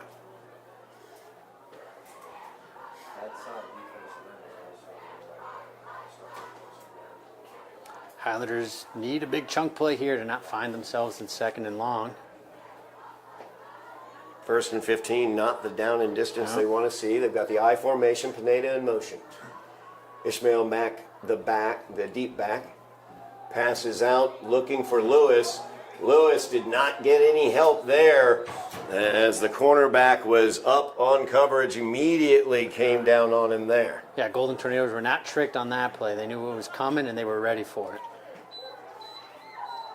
So no gain on that play.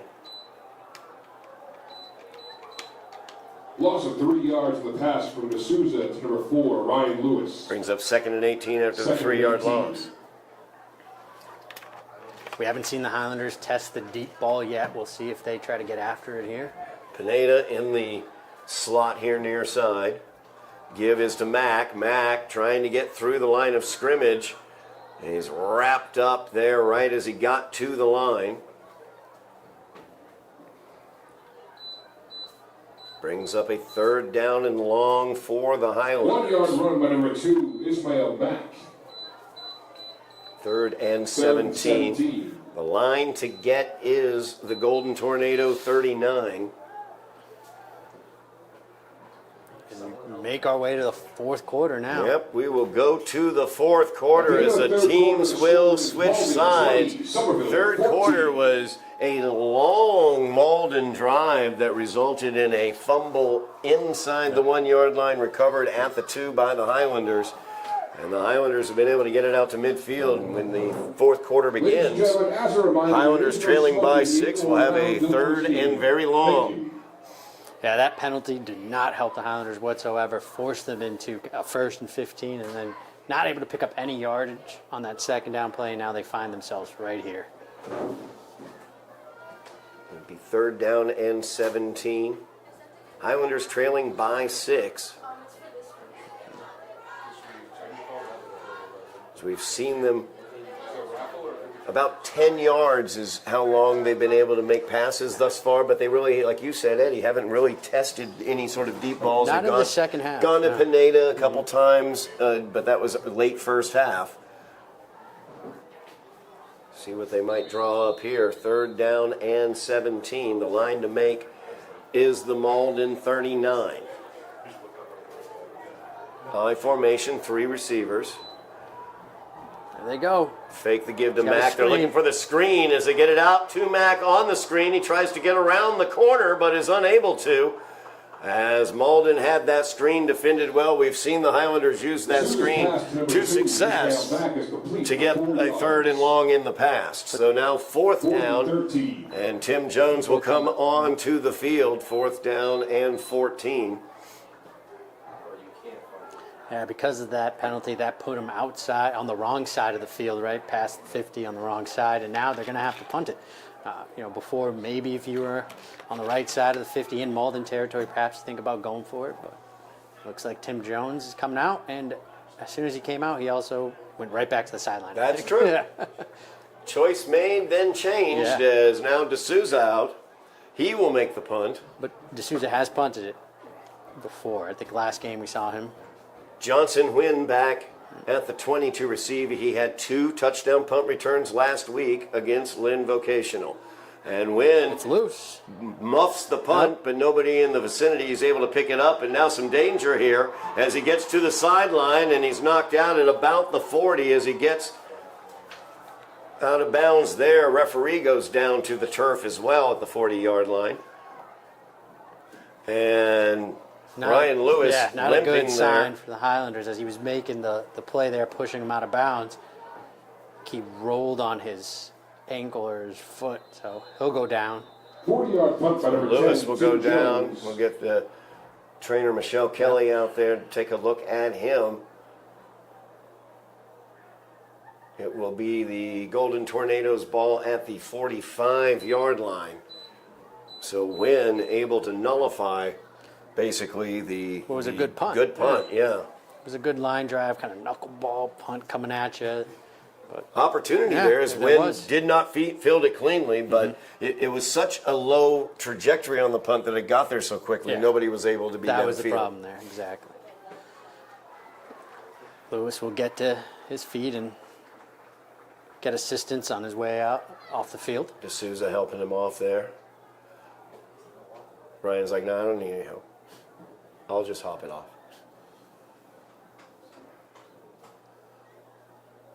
Cam Pereira coming out. Let the big boy help him off. Was waiting for him to pick him up in there at the end. Yeah, there it is. Golden Tornadoes now with the ball and the lead once again. 6-point lead for, 10-46, I should say, remaining here in the 4th quarter.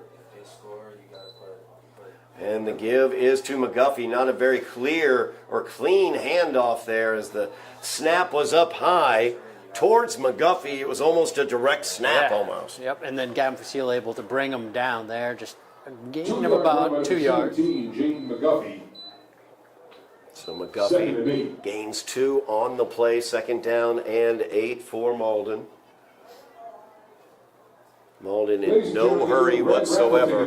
We saw that they could take time off the clock with that lengthy 10-minute-plus drive to open out the second half. And now we're seeing, of course, they're taking their time here, getting to the line of scrimmage. Highlanders are going to have to stop them offensively here because They got to force them to punt here. they've got to force a turnover of some sort, whether it be on downs or punt or otherwise. And it starts with slowing down number 17 here, but he won't get the ball. Blitz coming in. Brett rolls out to the near side, passes downfield looking for Exholm, and good coverage there. Good coverage. Malden sideline looking for a penalty, but nothing's been called Let them all play. night. Let so them play. we're not gonna call it to Exholm that. is incomplete. Exholm seemed to slip. As well. Yes. 3rd and 8. And it gave Mack an opportunity to possibly get in there and get an interception, but wasn't quite able to hold on to it. Exholm made it very difficult. So here comes the opportunity we've been talking about. 3rd down, 3rd and about 8. Ladies and gentlemen, that winning Clock is tackle number stopped. again is This is set up perfectly for the Highlanders to force a punt here. 5-0-2. 9:42 remaining in the game. Highlanders down by 6. Thank you. 3rd down and 8. The line to make is the Highlander 45-yard line. Watch out for those cutback lanes. McGuffey in the backfield. Oh, looking to throw. Brett back to pass. tries the in route there. Incomplete as Wynn had it in his hands, it looked like, but wasn't able to secure it. He would have had the first down if he'd been able to catch it. So 4th down and 8 now for Malden. Around midfield as Brett comes to the sideline. We'll see what they decide to do. Yeah, big decision here for the Golden Tornadoes. Will they punt it away, or will they go for it and risk giving good field position to the Highlanders? Well, quick note, just as Sam D'Souza punted for the Highlanders, Brett is listed as a kicker, not as a quarterback on our roster. So 4th down and 8. Looks like they are setting up for an offensive play, though. Does. So they will go for it here on 4th down and 8, 9:37 remaining in the game. Highlanders down by 6. The defense trying to get the ball back into the offense's hands. Here, the Highlanders watch out for that hard count as well. You never know here on 4th down. Oh, they'll go right to it. Trying to my pooch goodness, kick, and the ball's loose. He was trying to kick that one away, but now it's in McGuffey's hands. And he's not going to be able to get the first down. Wow. Big, huge play. I think Kerry Alphonse was holding the jersey. Exactly. Keeping McGuffey from busting that into some open field. And may have saved the deal right there. I think he did. He was Kerry Alphonse was. He was holding on to McGuffey for dear life there. And I was holding my breath thinking he might just break that. So the Highlanders, after it looked like they were going to try a little quick kick by Brett. And he wasn't able to get control of it, but McGuffey grabbed it into his hands and almost busted into the open field, save for Kerry Alphonse's fingertips wrapped onto his jersey. And end result, Highlanders on offense. Highlanders have the ball, good field position at their own 48-yard line, 9:26 remaining in the game. They trail by 6. D'Souza under center, I formation behind him. He was back to pass, looking downfield. Instead, he goes to his second or third option.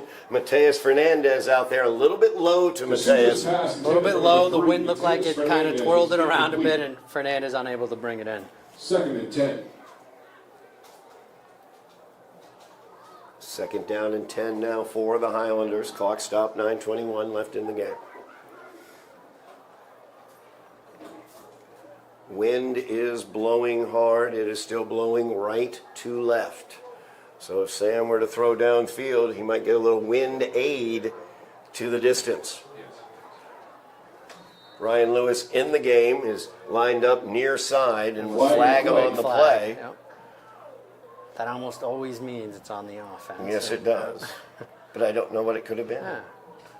We have a get-back sideline going against Malden. And that's the second time that they've, And so they had sideline warnings earlier in the first half.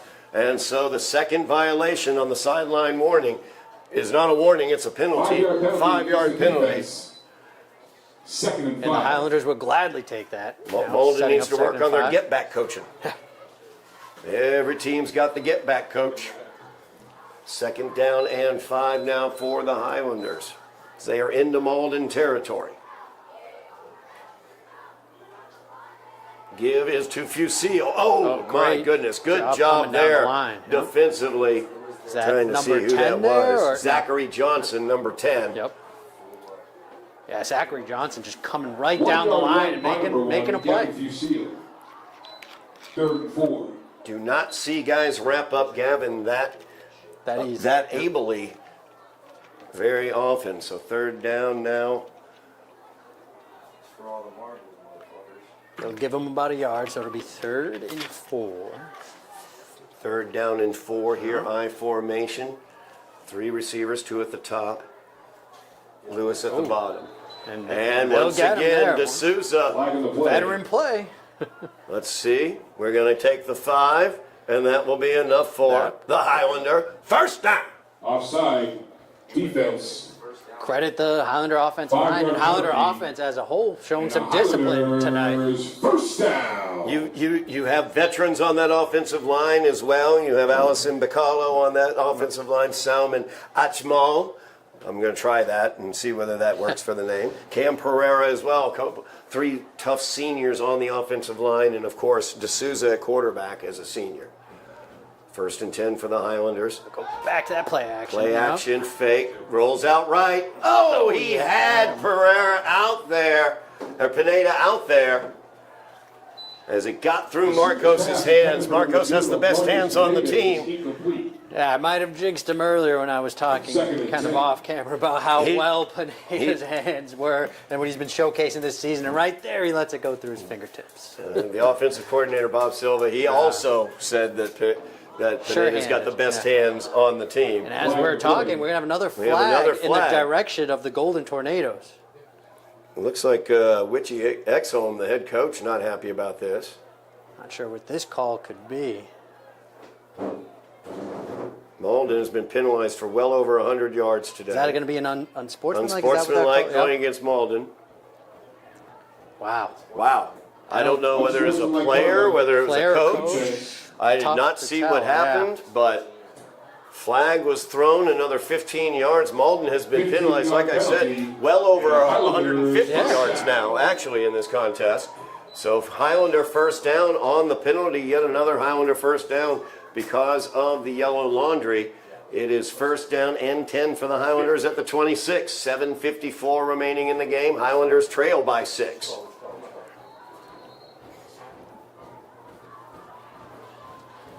I formation for the Highlanders. Give is to Fusil. And again, number 10 coming down the line. Yep. Another job there by Zachary Johnson as he's able to wrap him up after a gain of 2. 2-yard run by number 1, Gavin Fusil. Waiting for the 2nd and 8. Highlanders to go to that full house set and just kick him out. Get a little kick out block on number 10. That's also sometimes one of those plays where you'll leave a player open on purpose and you hope that Gavin can either break through that player or that player kind of overruns it. But Zachary Johnson, credit to him, he's made back-to-back plays. Second down and 8 now for the Highlanders. Clock rolls, 7:15 remaining in the game. And the give is to the up back, Mateus Fernandez, and he's rumbling down inside the 10 to the 6. Keep feeding him. Feed Fernandez. Someone get that sign made right now. Mateus, big run there, 17 yards. He had rumbled through the Golden Tornadoes earlier in the third quarter for a big gain, and that time he rumbled it on down into a goal-and-goal situation as it is first and goal for the Highlanders from the 7. Yeah, the Highlanders have two great running backs in Gavin Fusil and Ismail Mack, but it's Mateus Fernandez here in the second half that seems to be taking over. 3 wide receivers, I formation behind D'Souza. D'Souza's going to keep it. He's got space, yep. And he cuts through a little hole there with a little bit of space, continues to push it down there. Gets a little butt push as well down to the 2-yard line. Yeah, you never know what happens down there in those dog piles. We saw Mateus break one recently, so who knows? D'Souza could pop out in the end zone. Second down and goal for the Highlanders from the 2-yard line. They trail by 6. Touchdown would tie it, pending the point after. From the Highlanders, line up and keep pushing this thing. Keep running the ball. How bad do they want it here in the red zone? Clock continues to roll. 5:50 remaining in the game.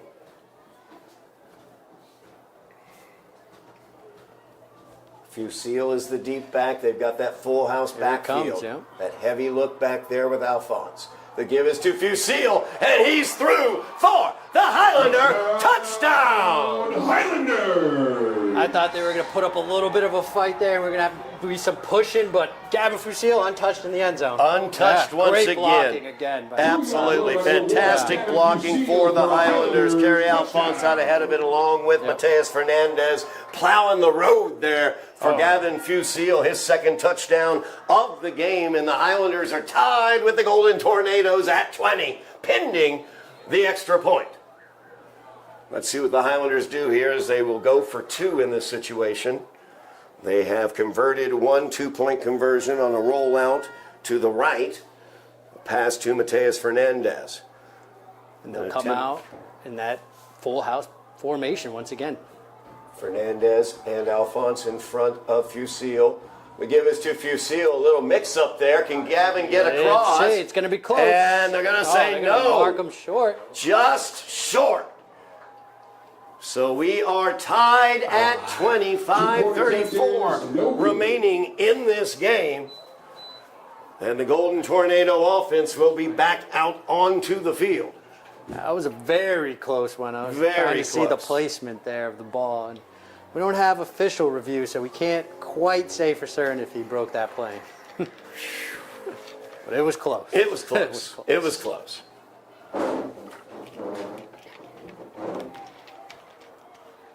So 20 The to 20. Highlanders will line up to kick this one away.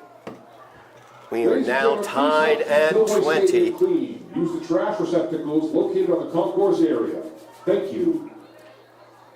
We said these two teams knew each other well Yes. training in the offseason, and clearly 20 to 20, the scoreboard shows it.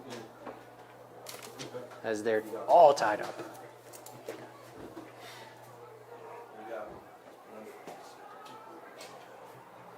And it's felt almost like a boxing match as they kind of go back and forth, you know, trading punches here. Highlanders ready to kick this one away. Tim Jones. Oh, Golden Tornado Tornadoes are running gonna get a onto the player field on late, very, yeah. very late there. I So don't know what- what's going what- on. yeah. There is an onside kick attempt was made. yeah, that didn't look right. So Number 85, Kenny Melgar, the Melgar, kicker. Yeah. who's their kickoff guy, who kicks off for them. You would think he would know how kickoff goes. Well, he figured I'm not kicking, so I don't need to. Hey, he doesn't need to be on the field. So that would allow Tipped Tim the Jones. hand a little bit, Yeah, though. that's what I was going to say. Allow Tim Jones to re-kick here, but they must know what's coming now.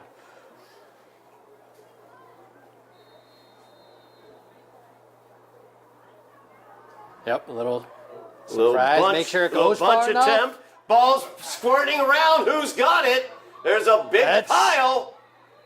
And they're going to Oh, say they're gonna give it Malden to came Malden. up with it just across midfield at the Golden Wow. Tornado 47-yard lines where they're going to mark that. That was well done by Tim Jones. Very well done. Give him an opportunity there. And I thought the Highlanders did enough and counted enough yardage. Onside But kick recovered by Malden. Golden Tornado was able to jump First on and it. 10. And be back at the 46-yard line. 5:34 remaining, tied at 20. As the Golden Tornado offense back out onto the field. Number 17, Jaden McGuffey, has been tremendous. 2 70-plus yard touchdown runs as well as a 60-yard touchdown reception. But don't forget the Highlander defense have been able to accumulate some stops, including the last drive. He has been shut out here in the second half, thus far kept out of the end zone. Exxon and Wynn to the near side. McGuffey in the backfield. And the give is to McGuffey. He cuts it up. He's got room. He misses. He avoids the tackle, I should say, of Ryan Lewis, and he is into the end zone again.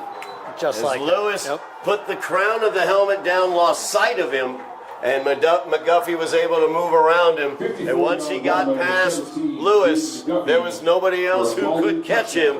So the Golden Tornadoes, lightning strikes again, and number 17 is what he's wearing. Yeah, we might sound like a broken record, but again, he's just able to find those creases that the offensive line makes for him. He hits it, and once he gets full speed, no one's catching him. He has touchdown runs of about 80 yards, of about 70 yards, and now of 55 yards, as well as a 60-yard touchdown reception.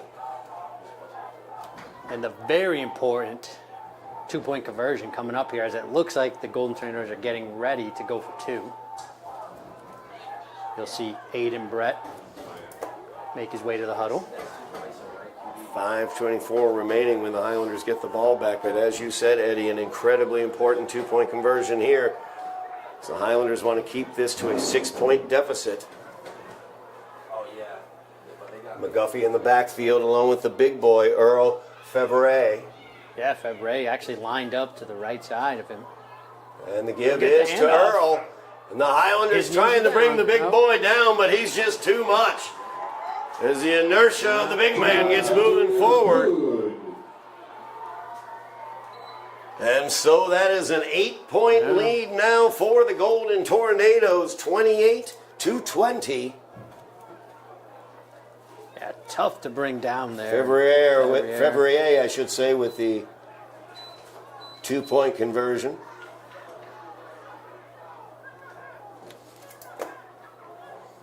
now Highlanders with plenty of time.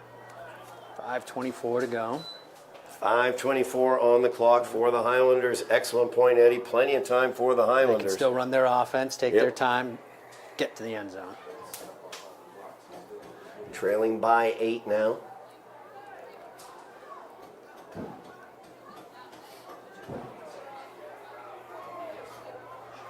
Crazy things happen towards the end of games. Especially in divisional matchups like this one. No question about it. First GBL matchup of the season for both teams.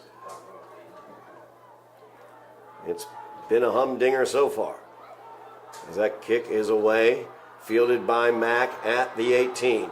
Brings it out. He's got space. And he's across the 45, brought down at the 48-yard line. Flags are all over the place Flag on the play. on the Highlander sideline.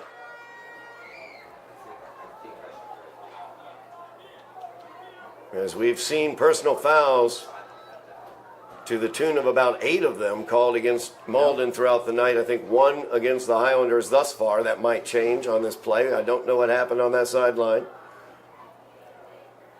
Unsportsmanlike conduct is the call. It's going to go against the Highlanders. And he's holding it. All right, second down. And so the Highlanders will be backed up after that excellent return by Ishmael Mack. Disappointing there as the Highlanders will give back 15 of those yards. 15-yard penalty. First and 10, Somerville. Highlanders will start this drive from their own 36-yard line. 5:17 left in the game, trailing by 8. As you pointed out, Eddie, 5:17, enough time for them to run their offense. Absolutely. They can line up an I formation, full house, and kind of run the ball as much as they still like, as long as they're picking up positive yards and getting first downs.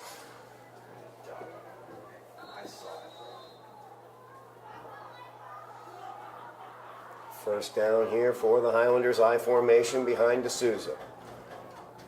Pineda comes in motion. Give is to Fusil. Breaks one tackle on the line of scrimmage. He's got a little room out there to the far side.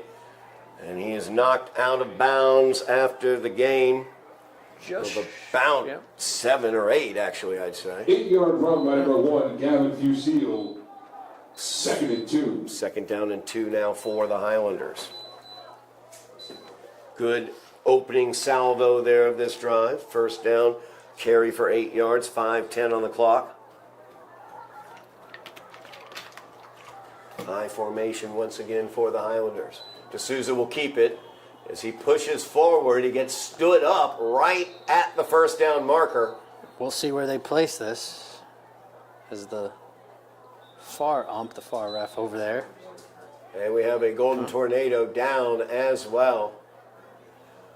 They're going to give him 1 yard on that carry. I'm not in sure agreement about with that mark. yeah.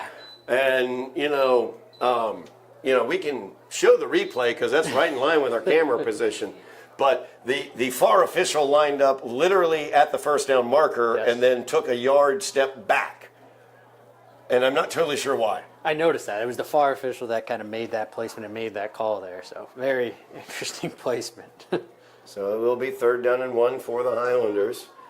As trainers out checking on the Golden Tornadoes player. Did not see who was down.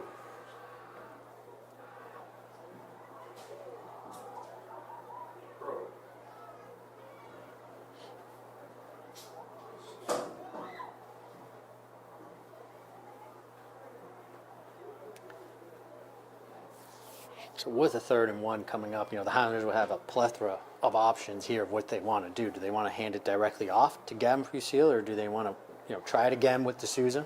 Or Mateus Fernandez has had a lot of positive yardage here in the second half, so he's always an option as well. And Mateus Fernandez has been tremendous for the Highlanders. 2 huge carries. He's going to wedge it, right? Here in the second half for the normal blocking back for the Highlanders, and occasional receiver when he comes out of the backfield. He's actually very, very good at catching the ball, as you saw in that 2-point conversion.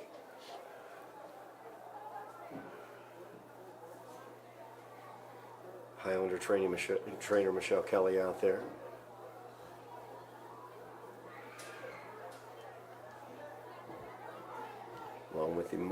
training team.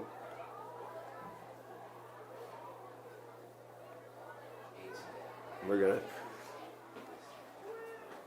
clear the players away.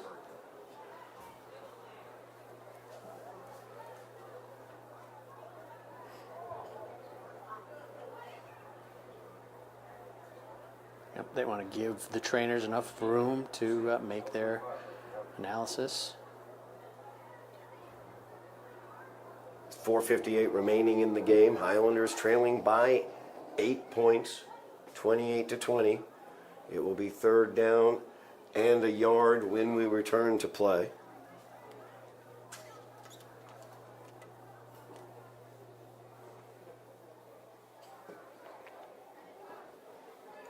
Take this opportunity actually to point out Highlander player Michael LaGreca, who was injured last week against Gloucester.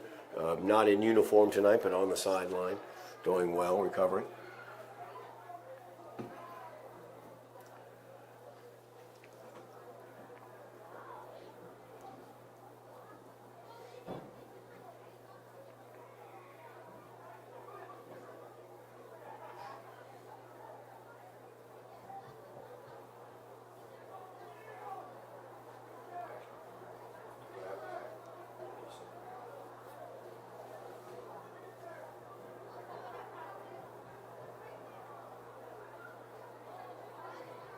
Is that their field and their field defensive tackle?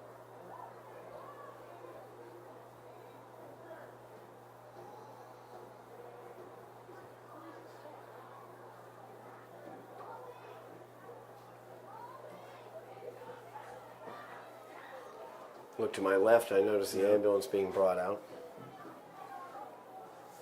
Still cannot see. The number, and Yeah, it's the number. unclear exactly what happened on that play as well. A bigger physical player. Looked like it might have been one of the defensive linemen. line.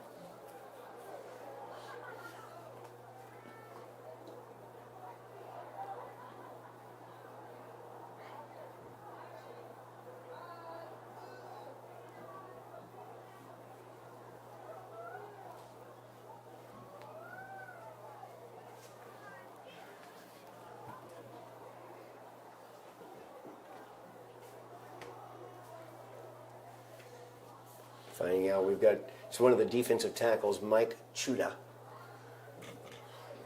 who is now number 60.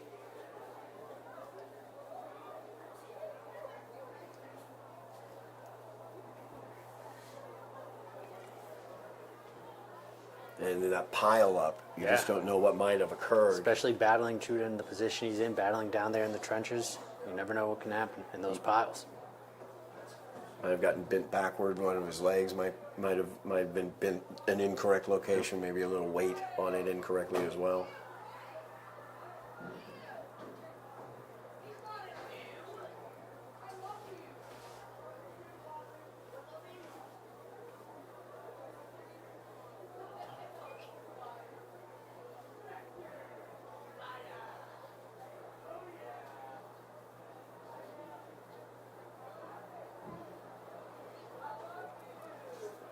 Well, we talked about it last week, Eddie, unfortunately, and that was a situation where it was a large stoppage of play right at the beginning of the game. Yep. Now you've got a different situation very, very different. It is deep into this game, just under 5 minutes remaining when we get a restart here. 4 minutes, 58 seconds remaining in the game. Highlanders with the ball. You can see Sam D'Souza keeping warm there on the sideline as it will be third down and a yard for the Highlanders when we get this going again. And, you know, you've got to deal with this situation as well mentally. How does that affect these players in this deep very situation? different scenario here. I mean, Highlanders, you know, they did go through this, as we mentioned, last week, and now here we are again with a long, stoppage of time due to injury. So the Highlanders trying to stay, loose. You can see D'Souza throwing the football here, trying to, keep that arm warm. Don't let it go cold. But as you mentioned, we're in a different scenario here. Fourth quarter, 4:58 to go in a very close ball game, 8-point lead for Malden. So, and to say nothing about Malden's feeling about this, and their teammates now. It's a great point as well. Both coming. teams having to regroup after this. Yeah.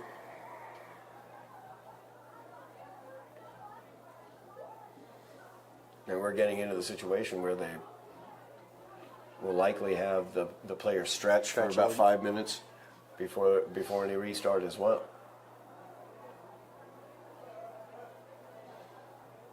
It's EMT's out. Working on Mike Judah.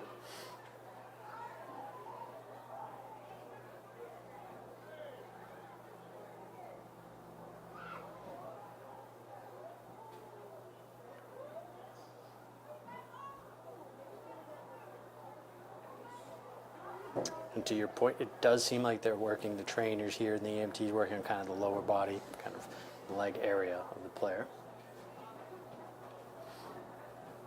It's just so easy in a situation with that many bodies, you know, To get caught up. get caught up in some, you know, somehow, some way.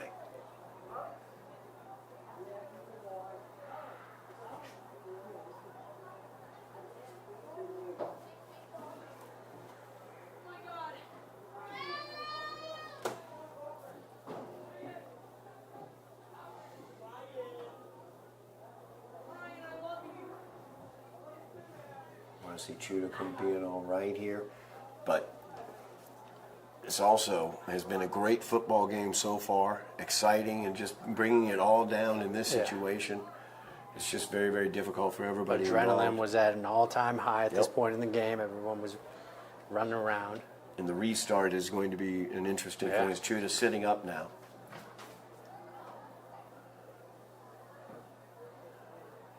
Trying to get him up.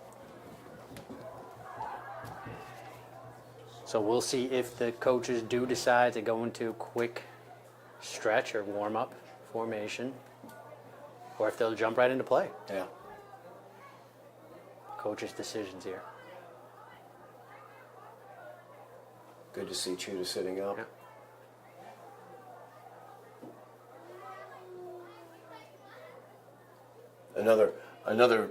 Another big fella on this Malden team on their interior defensive line, 300 pounds, 6 feet tall.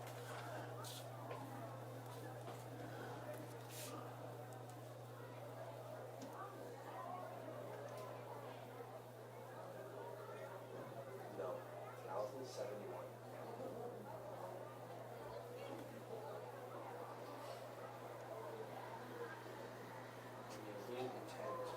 Yeah, very interesting once they come back to play here to see, you know, how they're going to react, because you would think most likely Highlanders are going to line up and just run that football again right at you. Is Malden going to be ready to take that? And also, on the reverse side, is the offensive line for the Highlanders going to be ready to start pushing people again? Exactly. Right? So it takes a little bit to probably get warmed up once more. Yeah, no question about that. To say nothing of the lack of a 6 foot, 310 pound defensive tackle in the middle of that defense.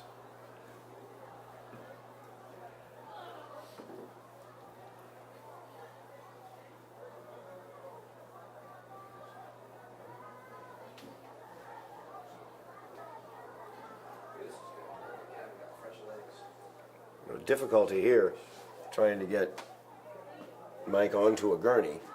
That's Probably a leg issue. Yeah. Seems to be a leg issue, and then also, big boy, you got to get him up there. You gotta get him up there somehow.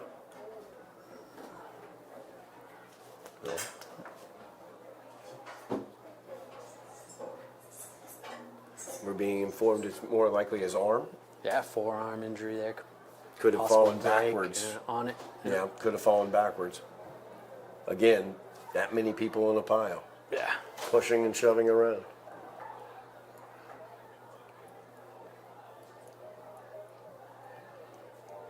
It's been a tough physical game all night. Absolutely. Entertaining game, close.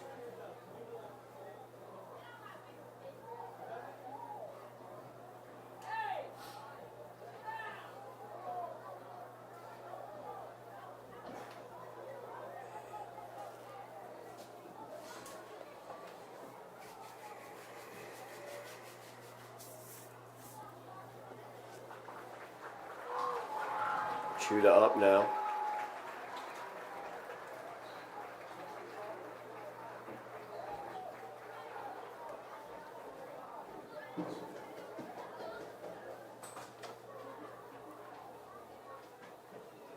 They were able to get the jersey off as well.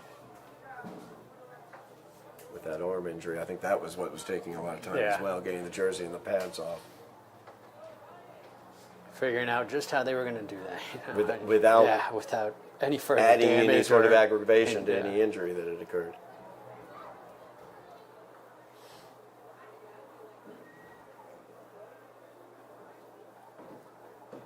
D'Souza still warming on the sideline for the Highlanders. He and his backup, Caden Williams.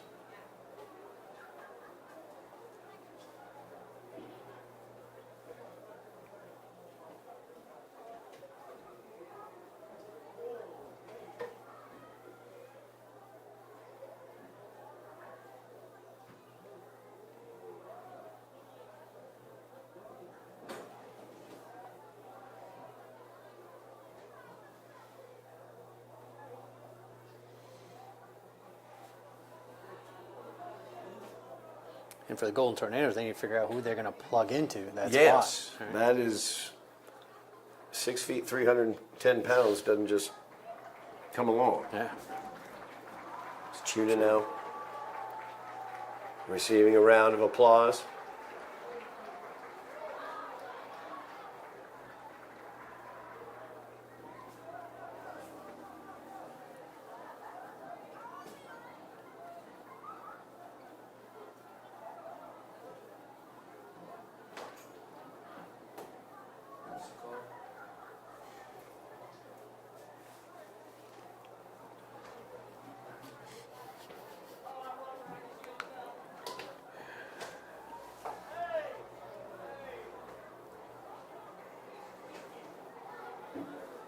It looks like right now that the teams aren't going to go and warm up. It looks like they've been staying in their huddle, talking Yeah. to their coaches, and they're just going to go and hit the field and keep the game moving. Keep the game going. Yeah. Quarterbacks kept warm. Yep. Or D'Souza did. I see as well. Hayden Brett keeping warm on the Golden Tornado sideline.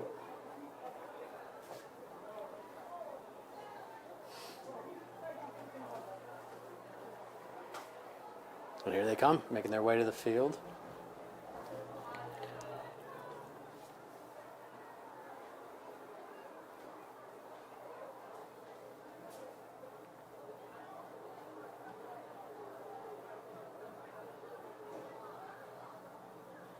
The ambulance now heading off the field. 4:58 remaining in the game. Highlanders trailing by 8. They have it third down and a yard from their own 45-yard line. The line to make is the 46. And we get right to it. They are going to get right back to it. Highlanders in I formation here behind D'Souza. Fusil is the deep back. The give is to the up back, Fernandez, and he gets pushed through. You notice Sam D'Souza handed him the ball and then started pushing Right away. Yep. And Gets enough for the Highlander first down. Number 3, Mateus Fernandez. Good for a Highlanders first down. So Fernandez gets the first down with the run. Clock rolls. 4:27 remaining in the game. Highlanders have it first and 10 at their own 49. Highlanders still with a good amount of time left here, approaching the 50-yard line, able to still run their type of offense. 3 receivers. Pineda is the slot man. He will move in motion to the far side. Fusil's the deep back. D'Souza back to pass, looking deep downfield, trying to get with Pineda there. And Exholm was in coverage. Pass was a little too deep for Pineda to run underneath. Yeah, a little too deep, and I think Pineda kind of wanted it to his outside arm, and it was thrown a little bit inside there, so incomplete. Second down and 10. If you're going to go for that home run ball, the first down is when you want to do that. But if you don't get it, set you up with a second down and long. And of course, this point in the game, they have 4 downs to play with. Absolutely. Everything is 4 down Absolutely. territory when you're down 8. Late in the game, 3:51 remaining, full house backfield. The give is to Fusil. He's got space through the line of scrimmage. Good blocking there, and he's brought down after a gain of 9. Brings up third down, extremely manageable. Third down and 1. Yeah, much more manageable position now here at 3rd and 1 as Gavin was able to pick up the yardage there. And he'll make his way to the sideline, possibly for a breather. Number 10, Zachary Johnson, who's made some great tackles on Fusil, limping off the field right now for this 3rd down play. 3rd and 1 to give us to Mack. Mack avoids one tackle. He's away into the sidelines there across the 25, down at the 20. As Ishmael Mack was able to turn the corner, slip a couple tackles, and then you saw the speed. Love to see Mack get involved. He was a little too quiet last week for my liking, so here he is showcasing his skills. 3:08 remaining in the game. Highlanders have it 1st down and 10 from the Malden 20. Full house backfield. Mack gets the carry, puts it on the ground. Highlanders need to get onto it. And they're able to, as D'Souza comes up with that one. Fumble on the play. Just avoiding catastrophe there. Ball security, something Ishmael's going to have to work on. Struggled fielding a kickoff as well early in this game. Clock rolls, 2:38 remaining in the game. 2nd down and 14 for the Highlanders from the Malden 24. Once again, that full house backfield with Fernandez and Alphonse. The give is to Fusil, and he is hit. Good tackle there, as that was Kalanges Blas. Blas making a play there. Yeah. For the Golden Tornadoes. No gain on the run by number 1. Coming in from the cornerback position. 3rd and 14. 3rd down and 14 here for the Highlanders. They're going to take a timeout. 2:18 remaining in the game. They trail by 8, Eddie. So a 3rd and long, of course, 4-down territory. So they've got 2 downs to get these 14 yards. But they got to get these 14. You don't want to be 4th and 14. So here you want to be able to pick up, of course, a big chunk of those 14 yards that you need and just move that ball forward. And they can do it a couple different ways. We've seen this Highlander offense move the football today. I would be interested to see if they like to roll D'Souza out. Maybe give him a little bit more time, although he's been better protected here in the second half, it seems like. But if they roll him out, they also like to roll him out with that option pattern, basically, where you have 2 or 3 guys rolling, or you can tuck it and run as with well. him, or he can tuck it and run it. So we'll see which side they decide to attack.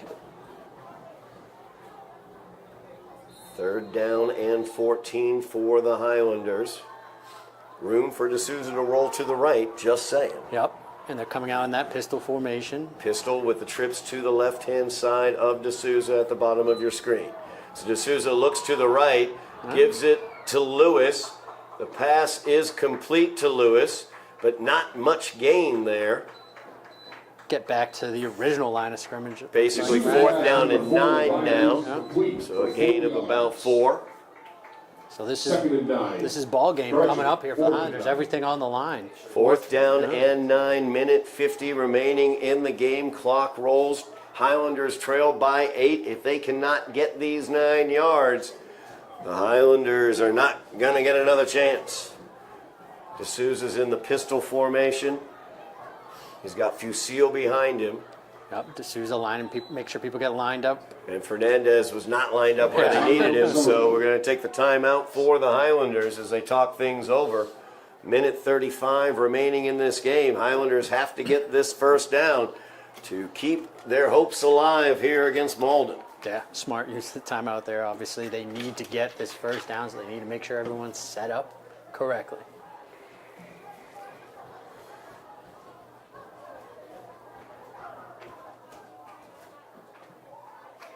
And if you're the Golden Tornadoes, the last thing you want is a penalty on your side. Don't forget.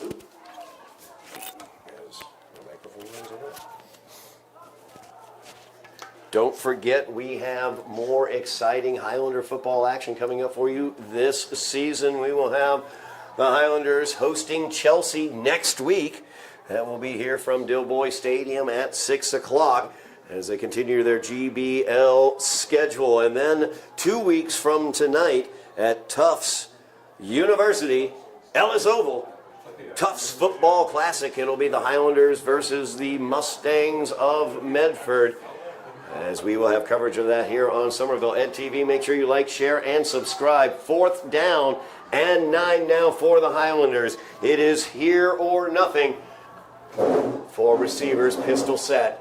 D'Souza back to throw. Blitz is coming in. He tucks it. Space. He tucks it. He's got the first down. He's got more as he breaks the tackle down to the 1 yard line with 1:26 left. Heck of a play by D'Souza. What a heads-up play. 18 Put his head down, ran through some defenders, picked up the first down, First down. and now they're knocking on the door. D'Souza has been tremendous from the pocket, Yes. recognizing when the pressure's coming in on him, and he's gotten out. That's how he got his touchdown earlier in this game, and a rushing touchdown for D'Souza, and very similar in that case. You see Sam coming into the huddle, though, he limping a little bit there as he got twisted down to the ground. He's giving it his all in this game. First and goal from the 2 yard line for the Highlanders. The clock rolls. 1 minute remaining. Trailing by 8. Full house backfield. The give is to Fusile. And the Golden Tornadoes stand him up. No gain. Clock rolls. 47 seconds, and it ticks. On the run by number 1, Gavin Fusile. 2nd and goal. Yeah, we see D'Souza limping around, so the question is going to become how mobile is he going to be here? Clock rolling. 33 seconds remaining. 2nd down and goal from the 2 for the Highlanders. Full house backfield. D'Souza will keep it. He'll get the push from behind, and he'll get the Highlander touchdown. I think that answers my question, Todd. He looked pretty mobile there. Put his head down and got into the end zone. D'Souza with his 2nd rushing touchdown of the night. By number 9, Sam D'Souza. Giving it all out on that field as he's limping Absolutely. towards the sideline. But there's a 2-point conversion to get now as the Highlanders trail 28-26. 23 seconds left on the clock, and they go for the 2-point conversion.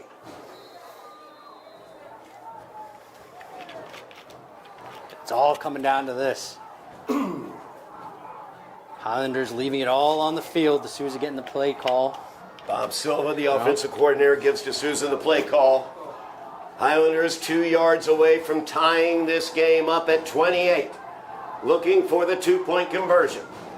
Full house backfield. Kerry Alphonse and Fernandez, the lead backs. Timeout taken by the Highlanders just before the snap. Just before the snap. And like you said, they always find a timeout in their pocket. There's always a timeout when you left. think, okay, they might have used all of them. There's Nope. always a There we timeout go. left. Yeah. I've learned that over my now Always decade a of timeout. covering high school sports here in Somerville, that yes, there's always a timeout left. 23 seconds remaining. Not that that matters, because The the game's 2-point right here. conversion Yep. is an untimed down. The entire game hinges on this 2-point You conversion. can't forget Yes. how the Highlanders got here. They had the ball actually way back at the beginning of this half. The Golden Tornadoes drove all That's the way right. down the field. Highlanders forced a turnover on their own goal line to stay alive in this game. Then they just once again saw their possibilities of winning this game right in front of them, possibly slipping away as Sam D'Souza was able to get out of the Huge pocket conversion. and rush for the first down. And then he also got into the end zone on the subsequent second play. So now, Highlanders 2 points behind. D'Souza, a little gimpy, heading out. Full house backfield. Fusile's the deep back. The give is to Fusile. He cuts in for the 2 points, there. and that is a tie ball game. 28-28, the Highlanders have come back. Been saying it all night, that Highlander offensive line, they've been pushing around the Golden Tornadoes, and you can see it on display there from Seal, able to get the 2 points.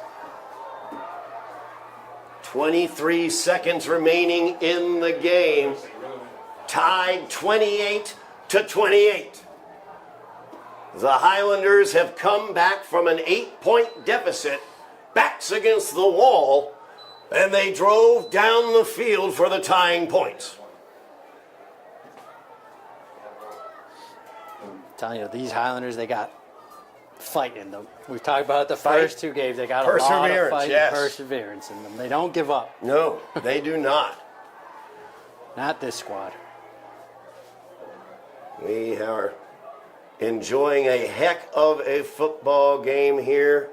A beautiful Friday night. The first real fall feeling like Friday night. What better way to spend it than Absolutely. a tie ball game here at Dilboy Stadium? Opening up GBL action against the Golden Tornadoes. 23 ticks remaining, tied up 28-28. Exome back to return this kickoff. Yep. Tim Jones will kick it away. Kick it over everyone's head, hopefully. Oh, and the onside attempt for the Highlanders. And that will be covered up at the 45-yard line. And now we got to think about number 17 again. It's the only person you got to highlight. Recovered by Malden. 1st and 10. I'll give you the resume from today. Jaden McGuffey, a freshman, listed on the roster as a strong safety, that's right, a wide receiver, and a linebacker. Started at halfback, has run for an 80-yard touchdown run, a 78-yard touchdown run, a 60-yard touchdown reception, and a 54 touchdown run, 54 yards. He's done all that in less than 23 seconds on each of those touchdowns. I think you're right, yeah. And there he is, number 17, hitting the huddle. It might be 23 seconds combined, maybe. Yeah. For all those plays. Yeah, he's been tremendous tonight. So the Highlanders have got to keep an eye on 17 here in the waning seconds of regulation here at Dilboy. And if you're looking at wide receivers, keep an eye on Kevin Exholm. McDuffie is backed up behind Exholm in a bunch formation here near side. And they're trying to get it looking deep to Exholm. Exholm is open. Exholm's open, and he let it go between his hands. Wow. He had that ball wide open, nobody near him, and it went right through the hands. I don't know if he lost it in the lights or was just not expecting to be that wide open there, but nonetheless, Exholm unable to bring it in. They had McDuffie set up. They did to trick the defense, which worked. Highlanders were confused. The corners bit there on the McDuffie play. So, 2nd down and 10, 17 seconds remaining. Return it to the concession stand. Thank you. Tied up 28-28, 17. Tell you what, I don't think they're going to. McDuffie's so dangerous. They're not going to fall for that again. The Highlanders coaches were livid on the sideline when they saw McGuffie is now out here wide near bunch formation in the slot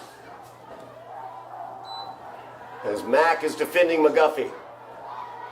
Brett rolling here to the near side, completes it, and he's got space as he's knocked out of bounds at the 32-yard line. Pass is complete to Manny Perez. And that'll leave 8 seconds on the clock for the Golden Tornadoes. They still have an opportunity to get in the end zone here. 1st and 10. 1st down and 10 from the 32 of the Highlanders. 8 seconds remaining in this game. The Highlanders have fought back to tie it at 28. The Golden Tornadoes have designs on winning it in regulation. Just keep everything in front of you. And when McGuffie now spread out wide to the top of the screen. That bunch formation yet again. Brett alone in the backfield as Exome is the inside slot. Brett back to pass. Steps up. Looks to the right side. Yep. That pass incomplete. As they look for a flag, they've been letting them play all night. No flag on the field. 2 seconds remaining as it will be 3rd down, or 2nd down, I should say, for Malden. Brett's pass intended for number 20. Yeah, letting them play all night. Evident right there. We saw the corner battle with the wide receiver, and I believe that was number 20, Dwayne Santville, for the Golden Tornadoes. Ryan Lewis in coverage for the Highlanders, battling against St. Ville. And it's been a battle all night. It has been. 2 seconds, and it still feels like it's far from over here. Malden will break. McGuffey at the top of the screen. Slot formation. 5 receivers out there. Exome is the bottom receiver of your screen. Pressure on Brett. Oh my goodness. Jackson Smith almost picked that one off. Yeah. He also has speed, but got through his hands. That's all right, 'cause it's Incomplete. still End incomplete. of regulation. We are tied at 28. I have to be completely honest with you. I'm not 100% certain of the MIAA overtime I was going to rules. rely on you for that information. That is- so I was going to rely on you to But vamp I'm while sure I look it up we're there, going to Eddie.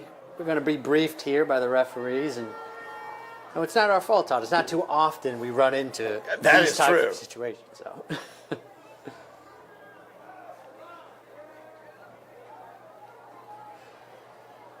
So the refs will gather at the center of the field as the head ref will go over the rules, I imagine, reminding them of what goes on in overtime.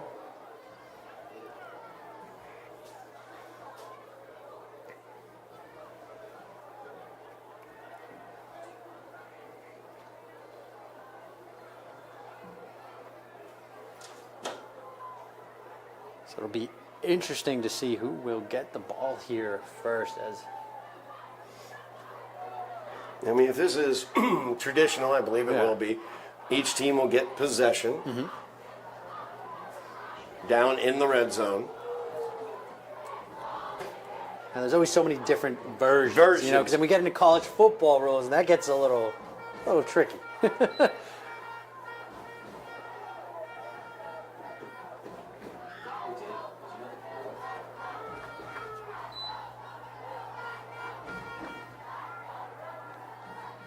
So we'll still have traditional coin toss here.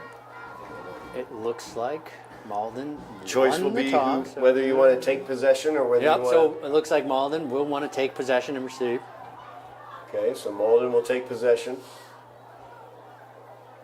Somerville decides which side they want to go towards.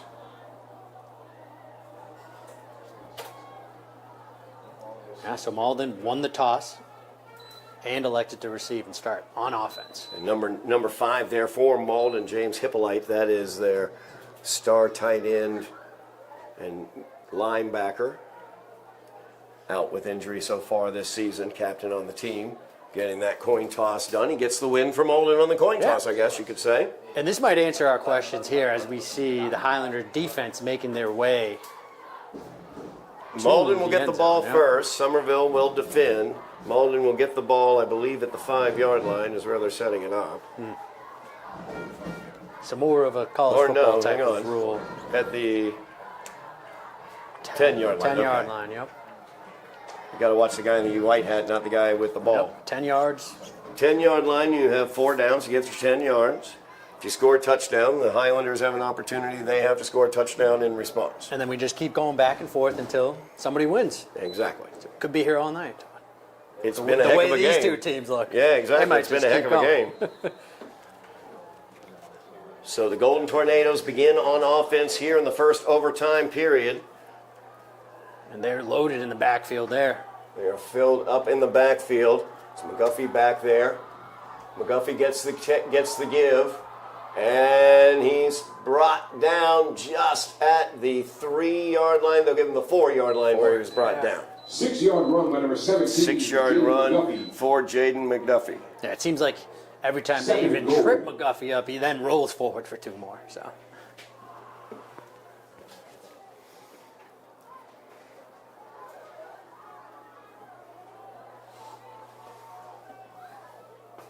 So now Golden Tornadoes will have 3 downs, 3 downs. 3 third- chances yep. to pick up 4 yards. Second down and goal from the 4-yard line. Highlanders will have to answer back anything the Golden Tornadoes do offensively. If they hold them to no points, And the they've held them Highlanders before. then would just have to score points. But if they score a touchdown and get a 2-point conversion, then the Highlanders would have to mirror that. It's Brett in the offensive backfield calling out the signals. McGuffey back there with him. The give Hand it off is again. to McGuffey. Yep. He sneaks right through, and he's got the touchdown for the Golden Tornadoes. As McGuffey, his shortest run of the night, Not 4 yards. Yeah. 34-28, now the lead. For a Malden touchdown. And now, as you noted, Todd, here comes the important, always important, 2-point conversion. 2 points Exactly. right here. Highlanders have been able to stop them on the 2-point conversion a couple times today. And if Of course, the last time with big old number 88, yeah, no one was stopping. no one was stopping Big Earl. him. Yeah. Won't be surprised if he gives it to him again here. Number 88, Big Earl Fevrier. Brett High snap. gives that to McGuffey. McGuffey trying to get to the outside, but he's unable Great to. job. Big stop there for the Highlanders. As once again, Ryan Lewis able to bring him down. Lewis always coming up and not afraid to make plays from his corner position. That is a huge, huge stop. It As is. Lewis hurt there, his left leg. It looks like it might be cramping on him a little bit as immediately Pineda started trying to stretch him out. And he's been battling that since early in the fourth quarter, I believe. Yeah, he really has been. Michelle Kelly, Highlander head trainer, comes out. So the Highlanders trailing by 6, but they will get the ball at the 10-yard line just as Malden did. If they can get a touchdown and a 2-point conversion of their own, that will result in a Highlander victory tonight in overtime. So they have an opportunity here. That wasn't a joke, though. Or they could kick an extra point. They could. Tim We Jones haven't would really seen- love that. I'm not sure if we've seen one all season. I We don't have think not. we have. Yeah. So, Tim Jones would love that, though. I'm just saying. I know Tim would love to be. He'd love to kick be the that. hero. Absolutely.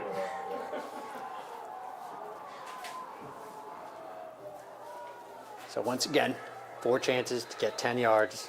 I like the Highlanders' odds there. That, when you have When you have the running backs. when you have Gavin Fusil and Ishmael Mack and Mateus Fernandez, as well as the way we've seen Sam D'Souza Yeah, he running has the ball, making good decisions out there. So the Highlanders will spread it out wide. They ran Fusil for a touchdown for 25 yards off of this. Instead, D'Souza's going to try to run it as he goes out to the right, and he is immediately brought Guess who down. that is for Great me? tackle, number 10, Zachary Johnson again. And Johnson has been making plays from his edge position all night. And Sam still down as he got hit in the leg by Johnson. Sam had been favoring his leg after that scramble to convert the first down on 4th and long down to the 2-yard line at the end of regulation.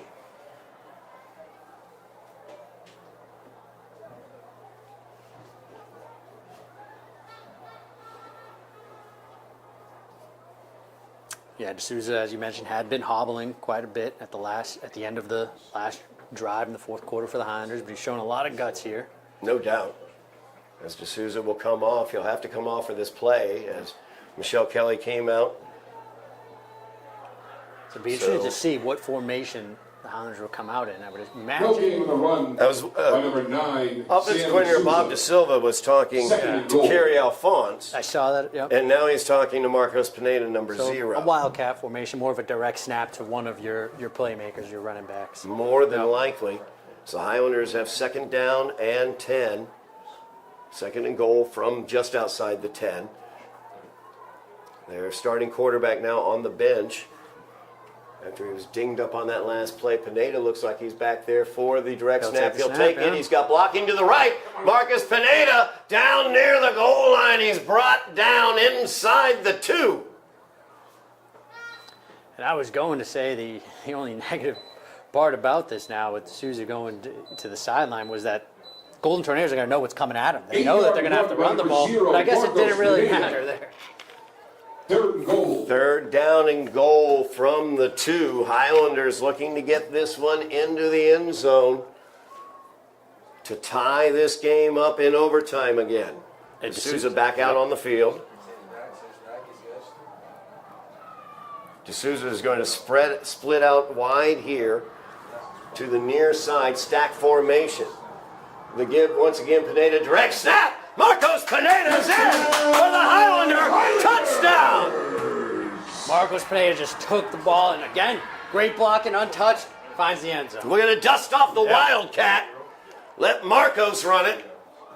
And the Highlanders have tied it up. Marcos Pineda, good for a Highlanders touchdown. And Tim Jones is coming onto the field to kick a game-winning extra point. Hey, you called it, Todd. You said they might give Tim a chance here. I was talking to Tim earlier, a couple weeks back. Tim was telling me how much he wanted to kick a field goal. Timeout, Malden. I think this is more important than a field goal, right? How about a game-winning extra point? Here Why you go. not?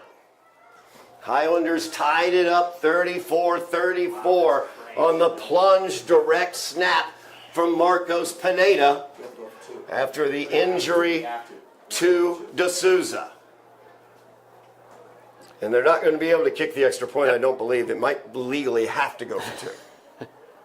Because I know in college you can kick the extra point once. And On the then first possession, correct, yep. So I don't know what the But rules are here, again.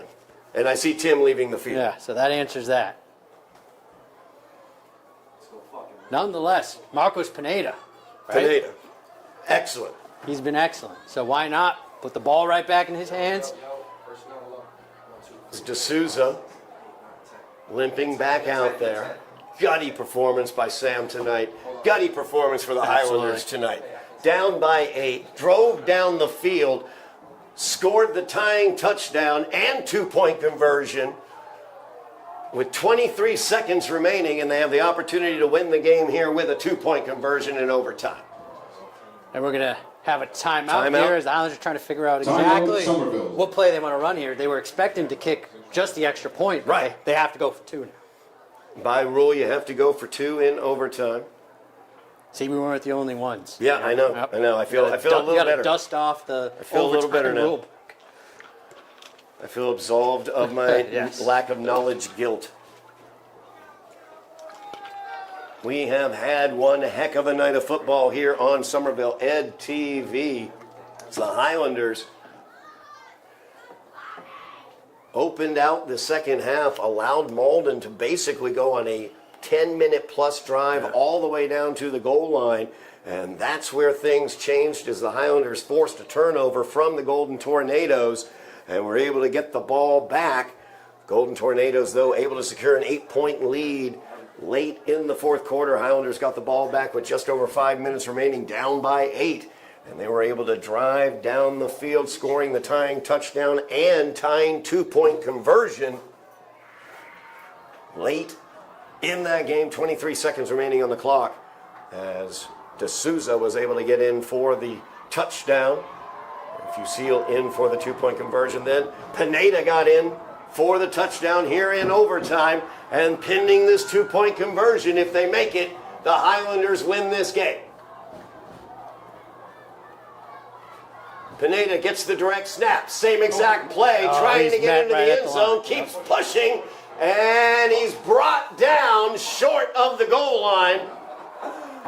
And so the we game will continues. re-rack another overtime period. As the Highlanders, I believe, will get the ball at the 10-yard line now. And Malden will get possession second, I think. But I'm not 100% certain. If they go by the rules that we're thinking of, we're thinking right? of. College? In Yep. college. So we would think the Highlanders start on offense here, but they won't, it looks like. So tied 34-34. Yep. The officials trying to get on the same page as well. Everyone's trying to figure it out. Mark the here. ball at the 10. And the Golden Tornadoes. Golden Tornadoes Yep. have the offense out there, so they are on the offense.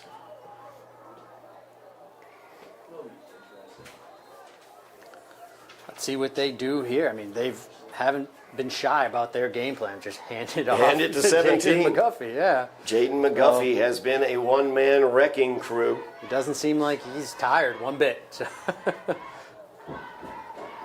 First down and 10 for the Golden Tornadoes, second overtime period. Oh, we'll actually have flag a on the flag play. going on here. This will be very important. Is it going to be Flag on the play. Highlanders on for too many men, or is it going to be on? Yeah, We got the count going. Who's it on? it was on the Highlanders. Highlanders, Yep. too many men on the field. Yep. So now it will be 1st and 5. 1st and goal from the 5.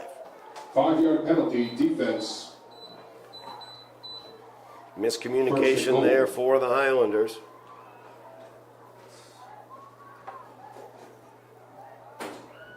Now Aiden Brett trying to get everyone lined up. McGuffey in the backfield, along with Fevrier. Give is to McGuffey. He's up the middle, in for the Golden Tornado touchdown. 40-34. 5-yard run by number 17. Deja vu. McGuffey. Just And keeps a going. Malden McGuffey touchdown. finding the end zone once again. They went wide, or they tried to go wide for the 2-point conversion on their last touchdown, and Lewis was able to get Yes. McGuffey, so they went right up the middle this time with McGuffey. But the question now becomes, what do they do What with do this they do 2-point here? conversion? Very important 2-point conversion, as we saw on that first overtime. Golden Tornadoes now leading by 6, 40-34.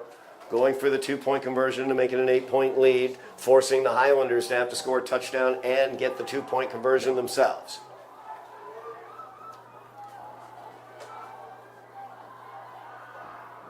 Brett gives it to McGuffey. McGuffey has nowhere to go as the big man, Salomon Achma. Achma just broke through the line there, made a play, and then in cleanup duty, you saw Gavin Fusil come in as well, help his teammate out. So the Highlanders once again stand strong on the 2-point conversion, keep the Golden Tornadoes to a 6-point lead, and now the Highlander offense is out to once again see what they can do in this overtime period. Second overtime period of this game. And guess who's coming out to lead the offense? Sam D'Souza, still out there battling that ankle injury or leg injury. D'Souza's been banged up today. He's been under pressure today. He's made excellent selections and choices throughout the day, throughout the night. He's scrambled for huge first downs as well as for a touchdown. And he's out leading his troops right now. Full house backfield. Yeah, he's lined up under center. Fusil is the deep back, and yes, D'Souza under center. The give is to Mateus Fernandez, who spins, powering down to the 3-yard line. Fernandez has been on a roll here in the second half, and now in overtime it 7-yard continues. run by number 3, Mateus Fernandez. We'll give him maybe the 2. 2nd and goal. Maybe give him the 2-yard line on that. Yeah. As D'Souza jogging back to the huddle. Highlanders down by 6. 2nd down. 3 yards is how many they need. Full house backfield once again. The give is to Fusil. Gavin puts the head down, leans forward, gets it just inside the 1-yard line, brings up 3rd down and less than a yard. Number 1, Gavin Fusil. Need Third half goal. of a yard here. Get in. 6 points separate the Golden Tornadoes and the Highlanders. Highlanders looking to get the touchdown to tie it. Both teams scored touchdowns in the first overtime period. Both teams were denied 2-point conversions in the first overtime period. Highlander defense stopped the 2-point conversion attempt by the Golden Tornadoes here in the second overtime period. Can the Highlanders get it in the end zone? Oh, and yeah. The one time that they haven't been disciplined tonight, Line of play. they've been disciplined all night, I should say, and the one time they break out of that. False start. False start for the Highlanders. False start on the Highlanders. That is a tough one. Drops them all the way back to the 6. 3rd down and goal from the 6 now. And you saw what was coming. It seemed like it was a D'Souza QB sneak. It's what it felt like there, and they just jumped. A little too eager. So now let's see what the Highlanders draw up here. They have that full house backfield once again. Fusil is the deep back.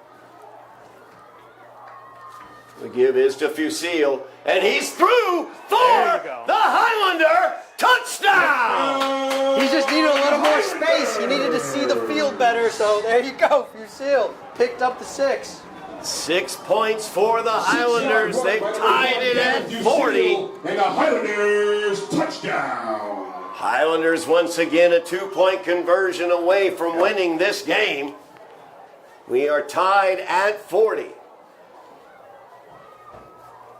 Highlanders were down 6 at one point. Golden Tornadoes had the ball on the Highlander 1-inch line. And then the Highlanders turned it around with a fumble.